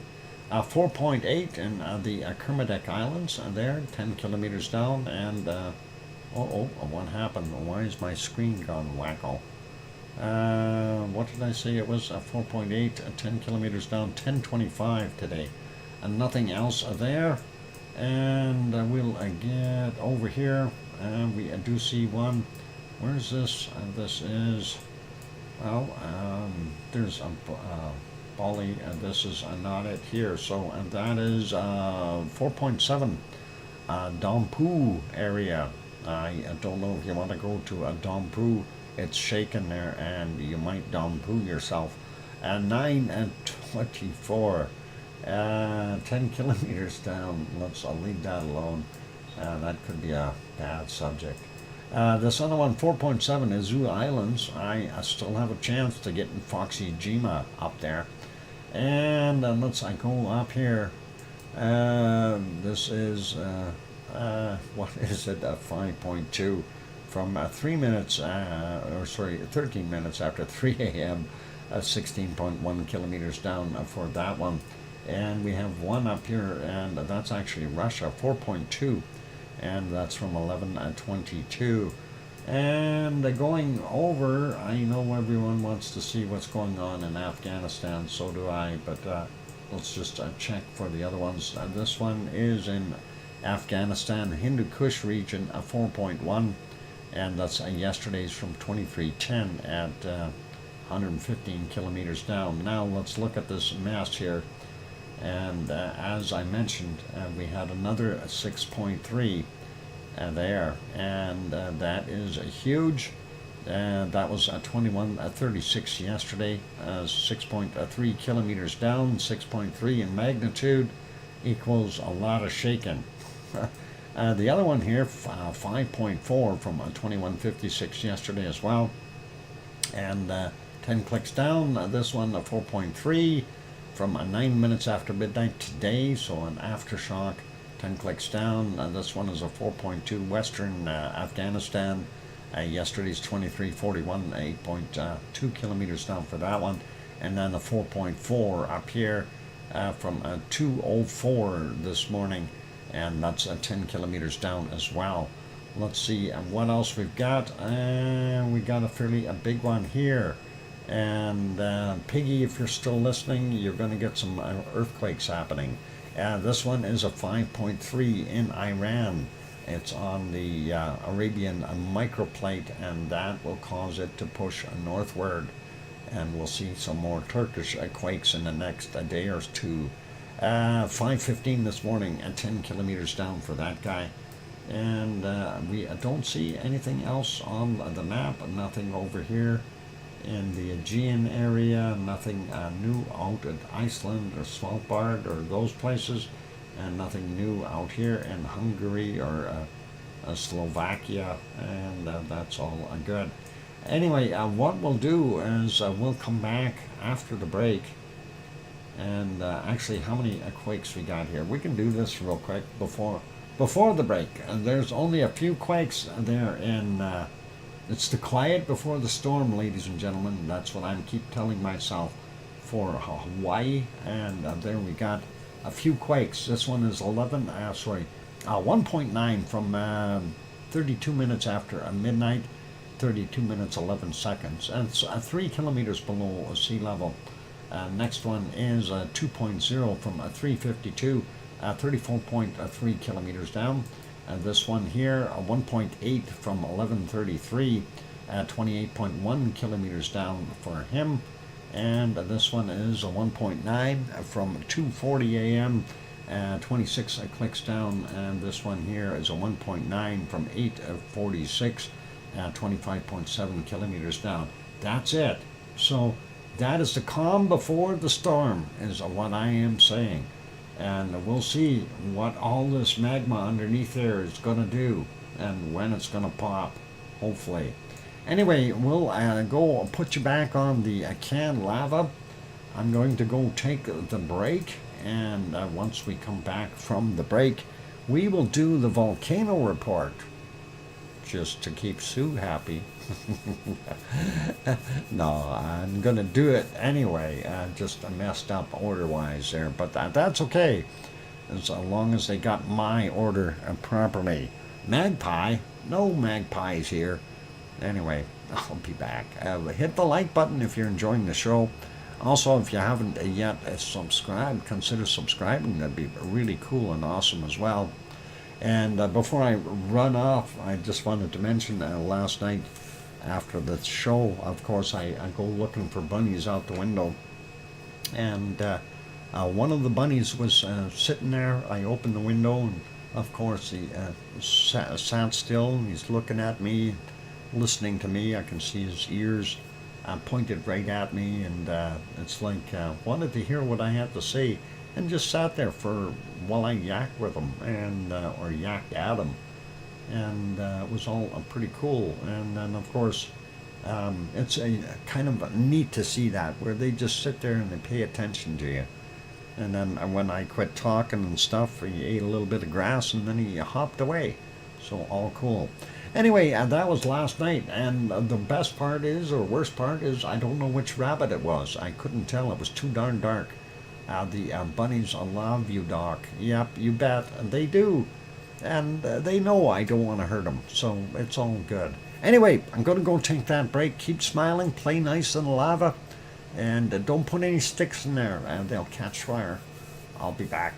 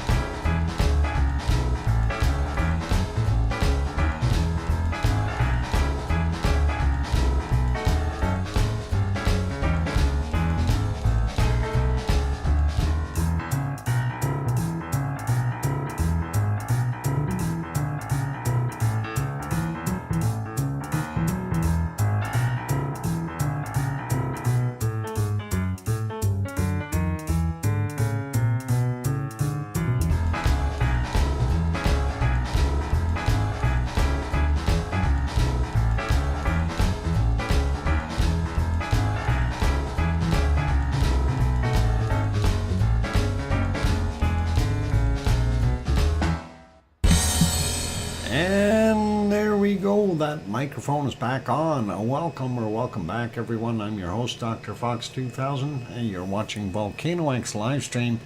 And we're at a point where we're going to do the volcano report for today. So we'll see what's happening out and about in the world. Thank you for the welcome backs from Sue and Mars 2028 and Sasha and Sharon Stewart going hugs and oink oink. And thanks John and Michael and Tanto and I hear you, Dr. Fox 2000. I couldn't do it. Thanks Sharon. And thanks JB and Colin as well. Awesome. All right, so volcano report for today. Let's get at it for the 15th of the October of 2023. And it says here, late Saturday's volcanic activity. 6 volcanoes. This is on the 14th. Suwanoshi-jima in Japan exploded to 5,000 feet or 1,500 meters, reported at 1,900. Sakurajima, Japan, exploded to 7,000 feet at 2,100 meters, reported at 1930. And Fuego in Guatemala, possible ongoing volcanic ash emissions to 16,000 feet or 4,900 meters, reported at 2030. Sabancaya in Peru, unable to detect. It put up its cloaking shield, reported at 2045. Reventador in Ecuador, more ongoing, new, luscious, wonderful ash. New volcanic ash emissions to 14,500 feet or 4,400 meters, reported at 2130. Mayon, Luzon Island in the Philippines, eruption, volcanic ash cloud, unknown height, reported at 2230. Those are yesterday's, and we have 12 on the list for today. So Sunday's volcanic activity, 12 volcanoes. Starting out with Popocatépetl, central Mexico, ongoing volcanic ash emissions to 21,000 feet, 6,400 meters, reported at 1 a.m. Volcanic ash emissions observed to 21,000 feet or 6,400 meters, reported at 12:45 as well. Suwanoshi-jima in Japan exploded to 4,000 feet, 1,200 meters, reported at 1:30 this morning. Sakurajima volcano in Japan erupted to 9,000 feet. It didn't explode this time, just erupted. 9,000 feet, 2,700 meters, reported at 1:45 a.m. and again at 9:15 a.m. their time. Santiaguito in Guatemala, discrete volcanic ash to 15,000 feet, 4,600 meters, reported at 6:15 a.m. No volcanic ash observed, reported at 12:30. Mayon, Luzon Island in the Philippines, a eruption, volcanic ash cloud, unknown height, reported at 7 a.m. And Fuego in Guatemala, new volcanic ash emissions observed to 15,000 feet, 4,600 meters, reported at 7:45. And then occasional volcanic ash emissions to 15,000 feet or 4,600 meters, reported at 13:45. Sabancaya in Peru, continuous ash emissions to 23,000 feet or 7,000 meters, reported at 8 a.m. Reventador in Ecuador, ongoing volcanic ash emissions to 15,000 feet or 4,600 meters, reported at 9 a.m. And Semeru, East Java, Indonesia, discrete volcanic ash emissions to 14,000 feet or 4,300 meters, reported at 11:30. And then we've got Klyushevskoye, Kamchatka Peninsula, Russia, possible eruption to 18,000 feet, 5,500 meters, reported at 12:15. Volcanic ash continuously observed in satellite imagery to 18,000 feet or 5,500 meters, reported at 18:15. Erta-Ale, the Danakil Depression in Ethiopia, separate email report from 1745. We'll have a look at that shortly. And Shisheldon in the Aleutian Islands, Alaska, erupted per a pilot report and a webcam imagery to 15,000 feet, 4,600 meters, reported at 1845. Thank you, Sue, for that wonderful volcano report, and let's go take a look at that one that we were missing there and see what we had. I had it hiding here somewhere. There it is. Oh, I want to make that just a tad smaller. There, that works better. All right, and that is Eruption volcano, Daniken Depression, Ethiopia. Field report: lava returned to southern pit crater, spectacular lava fountains, and several lava flow arms are from hornitos. So that is the picture. Incandescent fluid lava flows from the Hornito in the southern pit crater on the 13th of October. So that's what we were seeing there. That's pretty cool. Let's see what else they got for images. Intense spattering from the Hornito and the lava flows on October 13th. And that is nice to see some awesome lava flopping around there. Hang on, what happened? Why can't you see it? I clicked it. I did. Ah, darn it. There we go. There's the first shot. And, yeah. Well, it's a beautiful picture. Yeah. There you go. At least you can see it now. So that is awesome. And that was the first one. This is the second one with the intense spattering from the Hornito and the lava flows on October 13th. The next one is this one, and more intense stuff. It looks like it's got some speed happening. It looks like we got a second Hornito over here throwing out some lava as well. Let's see what else we got. And that is showing where the lava is.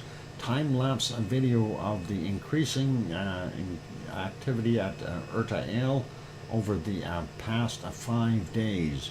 So that is from the Sentinel-2 image, and you can see where it's flowing. So there's that one, there's the other one, and of course the intensification and the lava flow. Looks pretty awesome to be able to see that. So there you go. That's via the Sentinel-2 satellite. Pretty cool. And unrelated, so we'll leave that. And let's see what the report says here. We were given a first-hand information from our expedition leader, geologist, and local guide, Enku, whatever his name is, from Volcano Discovery Ethiopia, about an increasing activity at the volcano over the past 2 days. Discharge rate of the volcano's effusion raised, turning into bursting lava fountains that started to erupt from the existing Hornito within the southern pit crater in the evening of October 13th of October. Magma flux peaked to form impressive spattering activity, throwing hot juvenile and fluid blebs falling onto the solidified lava lake crust, coalescing there and creating incandescent lava flows. Lots of big words in there that they love using, makes no sense. Anyway, it's spattering all over the place. You gotta like it.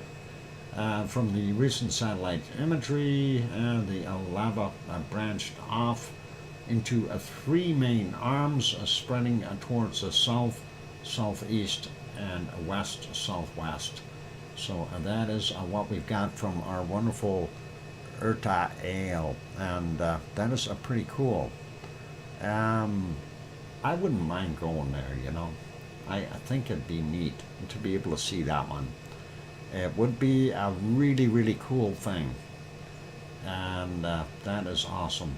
Anyway, let's leave it as that. The next thing on the agenda, of course, is to do our SO2 map.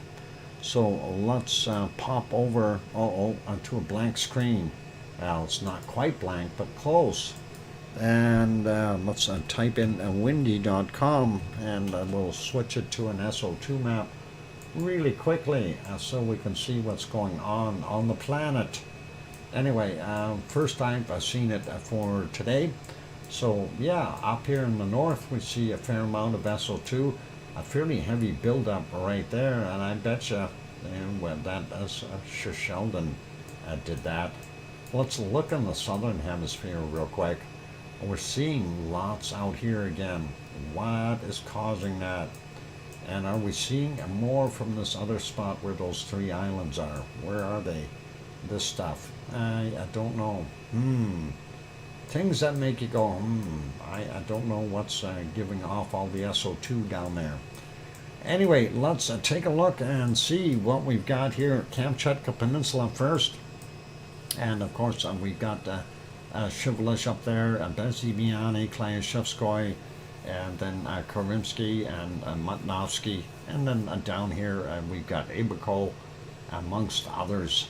And that is what's kind of combining here, and that is flowing out into the Pacific, and looks like we've got a rainstorm or something here that is washing it out of the air, which is likely really good. And looking at the Aleutian Islands, we don't see anything too major till we get over to this thing. And this right here, that is Sheldon, and of course that plume definitely from the Sheldon, and I'm wondering if this was residual stuff from Sheldon as well. We also have some rainstorms over here, so that is taking care of some of that extra SO2. Looks like Alaska's got a fair amount of SO2 in it, and we don't have too much there in the Yukon or Northwest Territories. The land side of Nunavut, not too bad. Islands, though, up in the north are getting quite a bit of it. British Columbia, Alberta, and Saskatchewan, even Manitoba, looking fair today. Looks like northwestern portions of Ontario still fairly heavy, but it looks like the south and southern regions here, including the Panhandle, they may have some rain coming down there. And that is keeping everything clean. Southern Quebec as well. Northern part has higher levels of SO2. Same thing with up here in Labrador. But looks like Nova Scotia, Newfoundland, New Brunswick, and PEI, and the southern portions of Quebec all doing pretty good. Looks like Maine and Vermont, those places, New Hampshire. Most of New York looking pretty good too. Pennsylvania not that bad today. And as we move across here, it looks like we've got just some areas here to the west side of the Great Lakes that's a little bit heavier in level. And most of everything else, so in general, is pretty light compared to what we've had before. So nice to see a little bit more breathable air. Mexico, of course, Popocatépetl in Mexico City, dumping out all that stuff over there. And looks like the West Coast is still seeing the stuff here in California, LA area, as well as up here near San Francisco. But the stuff in Oregon and Washington seems to have cleared out. Going down into Central America, Navido del Ruz and Reventador, and then of course our other guys here in Costa Rica, as well as Guatemala and so on. And they're dumping everything out here into the Pacific, and we see a little bit getting over on the other side, but I think the wind will force it back over and leave it there. So hopefully they'll get a little bit of a rainstorm in there, get rid of that. Sabancaya down here in the bottom end of not Chile. Chile is there. This is Peru. It's doing its thing. I haven't heard anything from Ubanas there, but Sabancaya definitely doing its stuff. And then, of course, we see the other industrial stuff as well as the volcanic activity. One of them would be Villarrica in there in Chile as well. And Rio de Janeiro, not too bad. Sao Paulo, not too bad. Looking down here, though, we see this very heavy SO2. And if there was anything coming out of a microvolcano, we can't tell because of all the extra SO2. And again, still unsure if there was anything extra coming out of Easter Island region, but most of this looks like it's emanating from down lower. So unsure of where it's coming from. White Isle volcano there in New Zealand, and then of course we see the stuff from the refinery in Melbourne, also from there in the coking plants north of Sydney. We've got our Tonga guy still doing his thing. Yasur and Lagawa and Eoba here in Vanuatu. Our friends in Papua New Guinea still doing their thing as well. Luotalak, a fairly heavy plume and about the same as yesterday. Looks like not as bad today from Samaru. Merapi, not sure if it was dumping out SO2. And of course, Jakarta, a place with almost, 12 million people. Anyway, lots of bodies there. Creating a bunch of SO2, not sure if, what's coming off of Krakatau, which is right there. So always interesting to see that area and hard to tell what's coming from where. And then of course we got Dempo in here as well to really mess things up. If going up a little bit further on Sumatra, we do see our wonderful Kerinci and Marapi are doing their thing there. And then Cinnabon up in the top here throwing out 11,249,000. So 11.25 million people. And they make a little bit of SO2. So that can happen. And then we get over here, Ibu and Dakono on Halmahera Island doing their thing, moving up a little bit more. We see there's Mayon on Luzon Island, and you can see its plume there, lots of heavy SO2. And we've seen what was coming off of our wonderful Taal volcano, and we know it's drifting out that way. And this, of course, from Manila in that area. And you got to remember those areas as well. Very heavy population. So not only of the volcano, but why does it do that? I hate that thing. Yeah. Lots of people there, and that happens. Looking real quick, Hong Kong not too bad. Shanghai pretty darn bad. Industrial stuff. And then we see Taiwan there. No, pretty normal, and not so much coming from Suwanosi-Jiba. Moving up a little bit more, we do see, it's not really that bad from Sakura-Jima, even though it is erupting. I'm surprised it's not quite that bad. And we do see ASO is off-gassing, but not as bad as what it was yesterday either. And then we have a look over here at Tokyo. Tokyo looks fairly heavy. We don't see that much coming from Asama, and otherwise we'd see more red in here.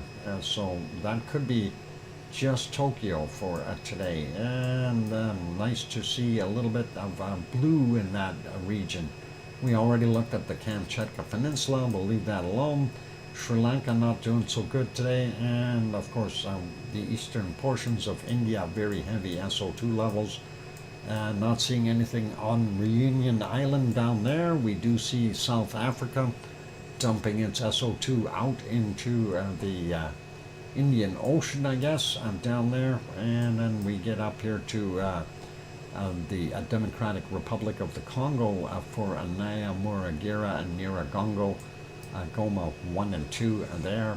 And they also have some coking plants in the area there in the Republic of Congo. And then here's our wonderful Daniken Basin area, and Urta Ale in there. So pretty cool to see that little plume. And then of course the other stuff from the oil refineries in Saudi Arabia, Kuwait, Iran, Iraq, and maybe even a few others like Lebanon and Cairo and places like that. It looks like we've got heavier levels up north here too, and I don't know if that's near Istanbul. Industrial stuff perhaps, I don't know for sure. Looks like Kossus levels are way down, 3.79. That's the lowest we've seen it for a long time. Glad that those levels are back down. And looking at what we've got here from Mount Etna, that is Mount Etna right there in Sicily, doing its thing. Here's a Stromboli. Stromboli's calmed down a little bit too. Not seeing as much SO2 coming out of there, but nicer to see the more blue in those regions. So not so bad down here in Portugal and Spain, France, about 2/3, not bad. Germany kind of covered with SO2. Seem like Poland and Chechnya and places like that. A little bit of a reprieve there in Holland, but Belgium fairly heavy. Denmark has fairly heavy levels as well, and not so bad in Ireland, Wales, Scotland, or England, so they're okay. And looking at southern Norway, well, actually, just a little spot up here that's clear for all three countries, Norway, Sweden, and Finland. The rest is fairly heavy SO2 levels, including getting into Estonia, Latvia, and those areas there, Lithuania, etc. Iceland, on the other hand, is got a little bit of a reprieve with getting hit with no SO2 for today. So that is really, really awesome and good to see. All right, I'm going to put you back on canned lava, and it is a time, I'll try that. Hang on, is that thing erupting? Let's see if that is going. Maybe we can put you on there. I'm just going to see. No, that didn't. All right, never mind. Let's put it right here. All right, so we'll leave that canned lava on for right now. I'm going to go take a break. And of course, when I get back from the break, we'll just do a quick go through on our temperatures just to see where the hottest and coldest places are, as well as have a look at where the storms are. So a little bit more to come, and for those people who are leaving, if you haven't hit that like button, hit it on the way out the door. That'd be awesome. Also, if you haven't not yet subscribed, consider subscribing if you feel we've earned it. On those friendly notes, I'm your host, DrFox2000. I'll be back in 5, 6, or 7 minutes, and we'll keep this going, and then we'll wrap it up after we get done with our storms and things. So keep smiling and be nice, and don't put anybody in the lava, okay? And don't throw any lava balls at people. I'll be back. Keep smiling.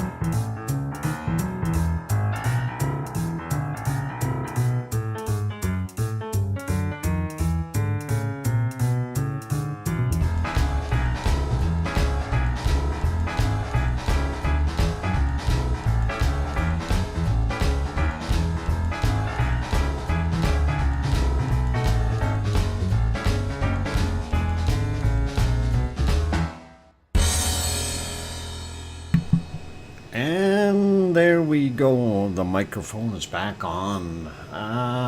Looking at where Dr. Fox has to go this week.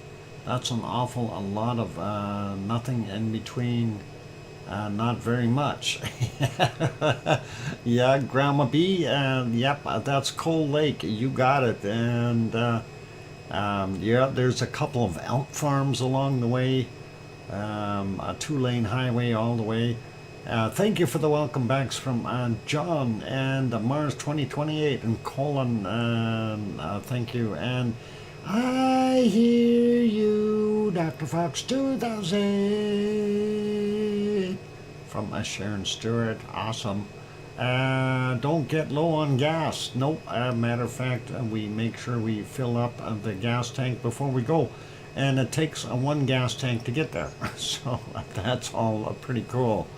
And thank you, Michael Olson, as well. And awesome. And yeah, so let's take a look at what we got for storms and things. And I have posted there that one of the bunnies was eating at the dome. I couldn't really tell because he hasn't turned around as to who he is. But he is definitely starting to get some white fur in underneath that coat. So the bunnies are turning white. That is a sign that we will have winter here soon. And I'm hoping it's going to hold off until at least the end of October. So it can snow on November 3rd or 4th. But until that point in time, no snow, please. Thank you. Anyway, let's stop our wonderful canned lava for right now. And we'll get over to the volcano, or sorry, not the volcano stuff. A tank of gas and still in Alberta. Yeah, Colin. Matter of fact, if if you go from north to south of the province, you will burn about 3 tanks of gas. Just to give you a rough idea of what it's like. Yeah. Basically from, I know I can make it from the border, southern border. Typically I fill up in Calgary. I can make it to Calgary, and that's about 450, 500 kilometers. I would be smart to fill up there. And then if I'm just talking coming across the province, so that's about 450, 500 kilometers. Then another 300 and some to Edmonton, that's 800. And then if you're going up to, say, Fort McMurray as an example, well, you can't really go that way, but if you went up to Grand Prairie, there's another 4 hours, 4.5 hours, so another tank of gas there. Yeah, you definitely burn a 3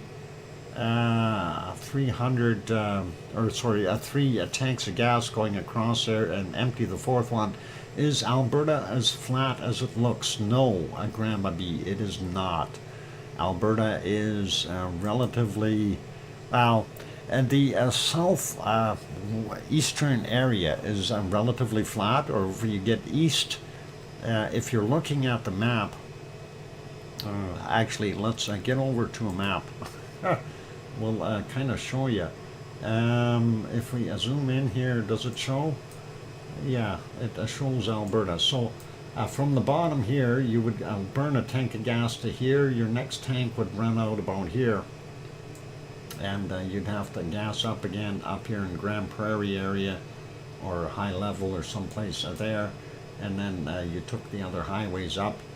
Yeah, you'd be going through 4 tanks of fuel to get all the way up from the bottom all the way to the north.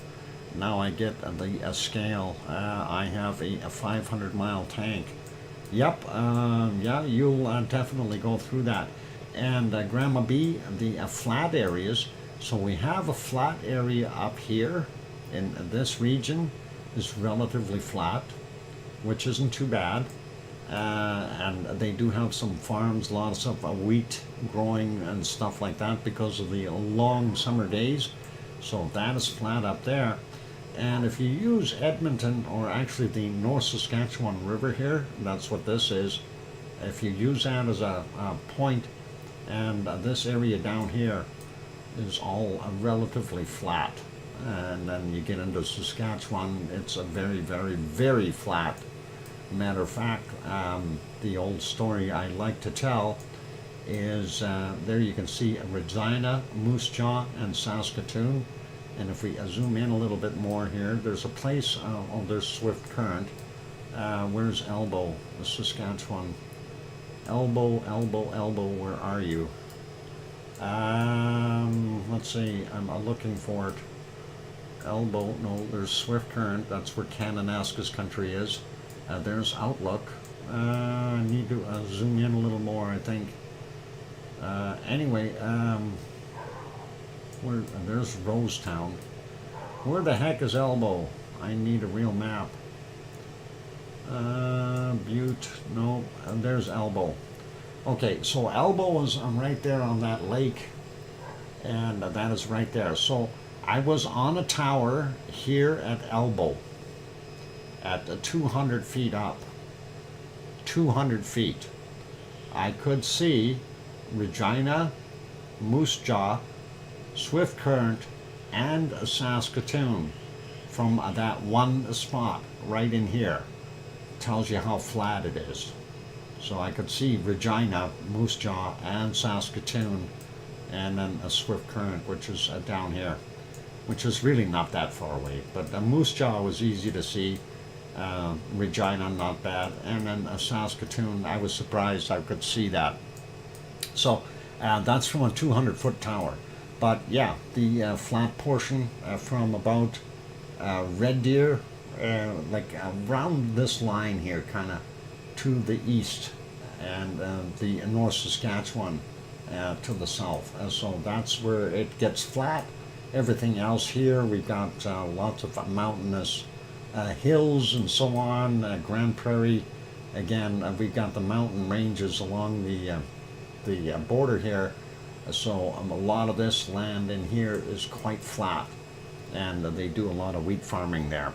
Anyway, let's leave that be and talk about what we got temperature-wise. First off, I'm seeing 36, 37 in Phoenix, and that is pretty awesome. And Mexico, we got up to 40 degrees there in Mexico again today, 41 degrees right there. So that is a pretty toasty. And yes, si senor, nice and warm. Looking at that, and we do see our two storms out here, Sean, which is basically kind of stalled.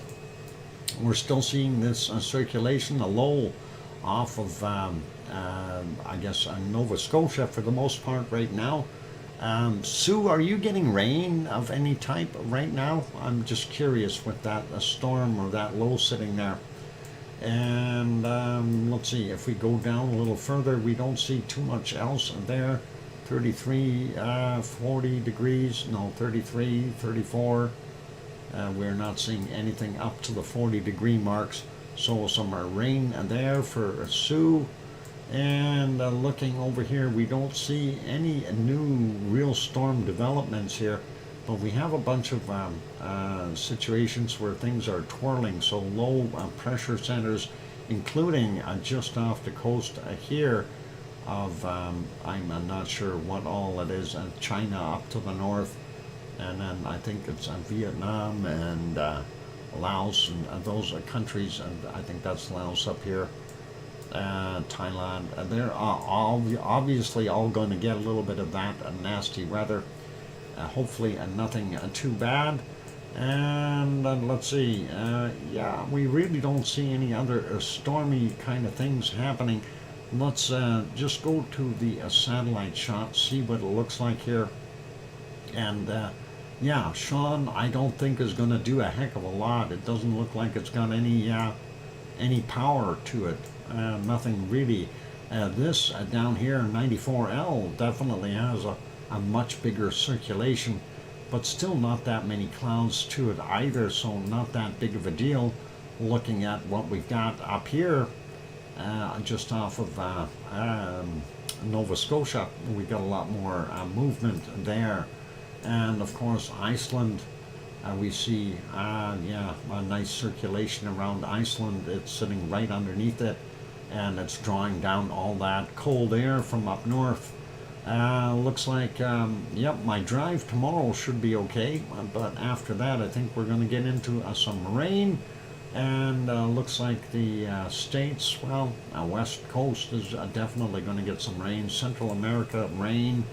And not sure about these other regions. We'll see what happens. And here's New Zealand, just looking at what we see.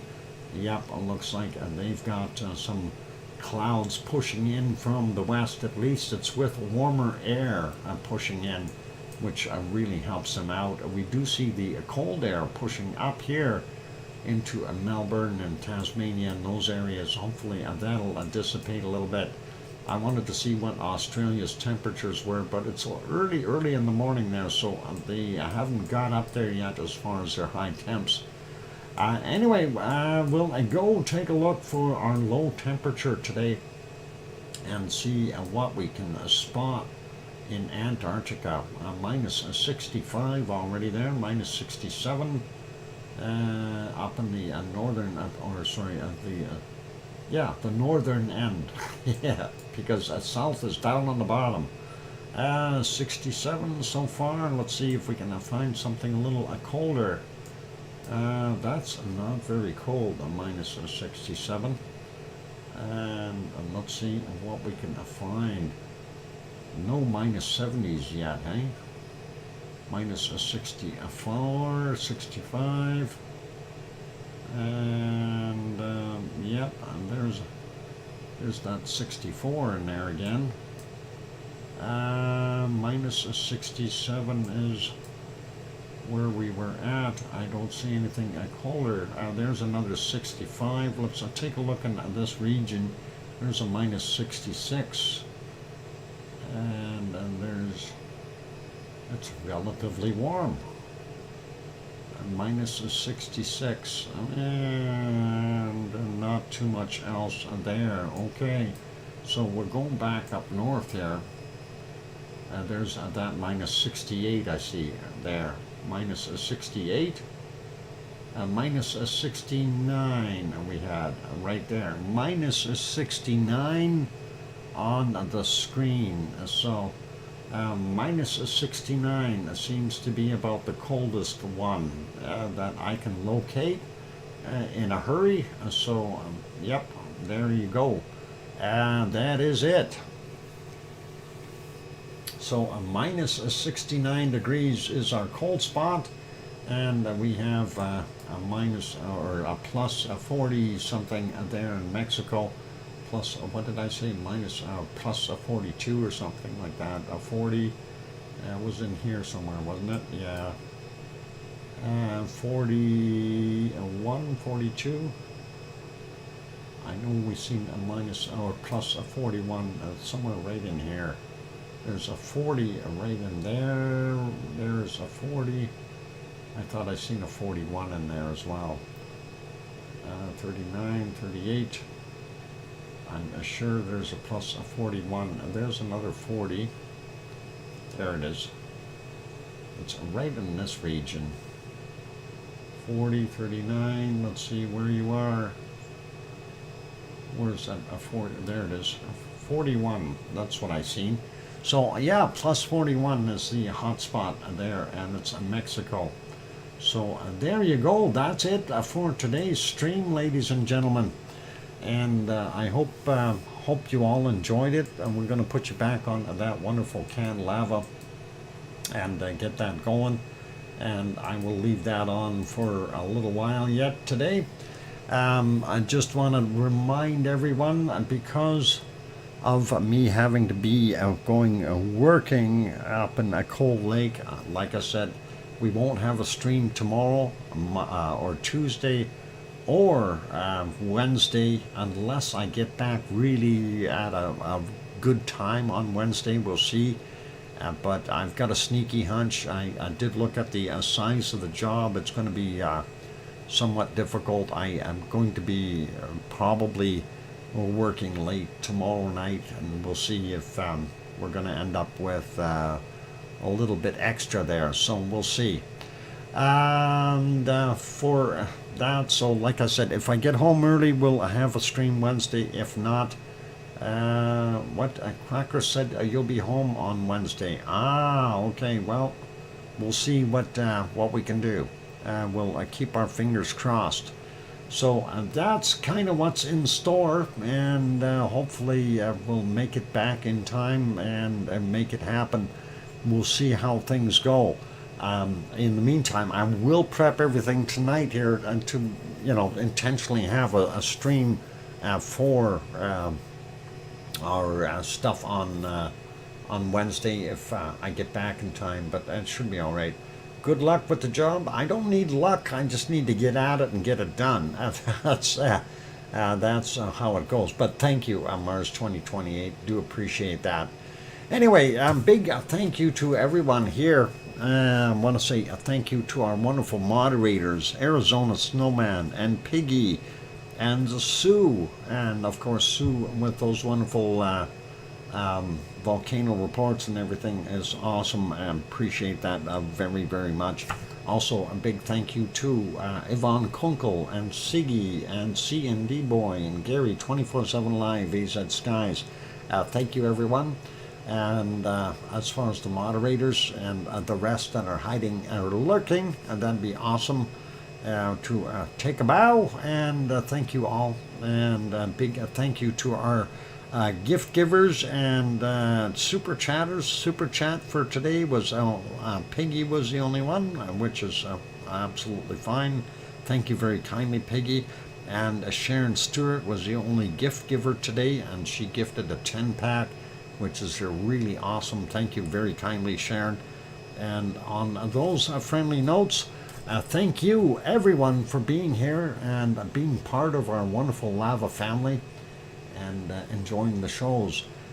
Keeping fingers crossed. You guys need to keep a good eye on Iceland.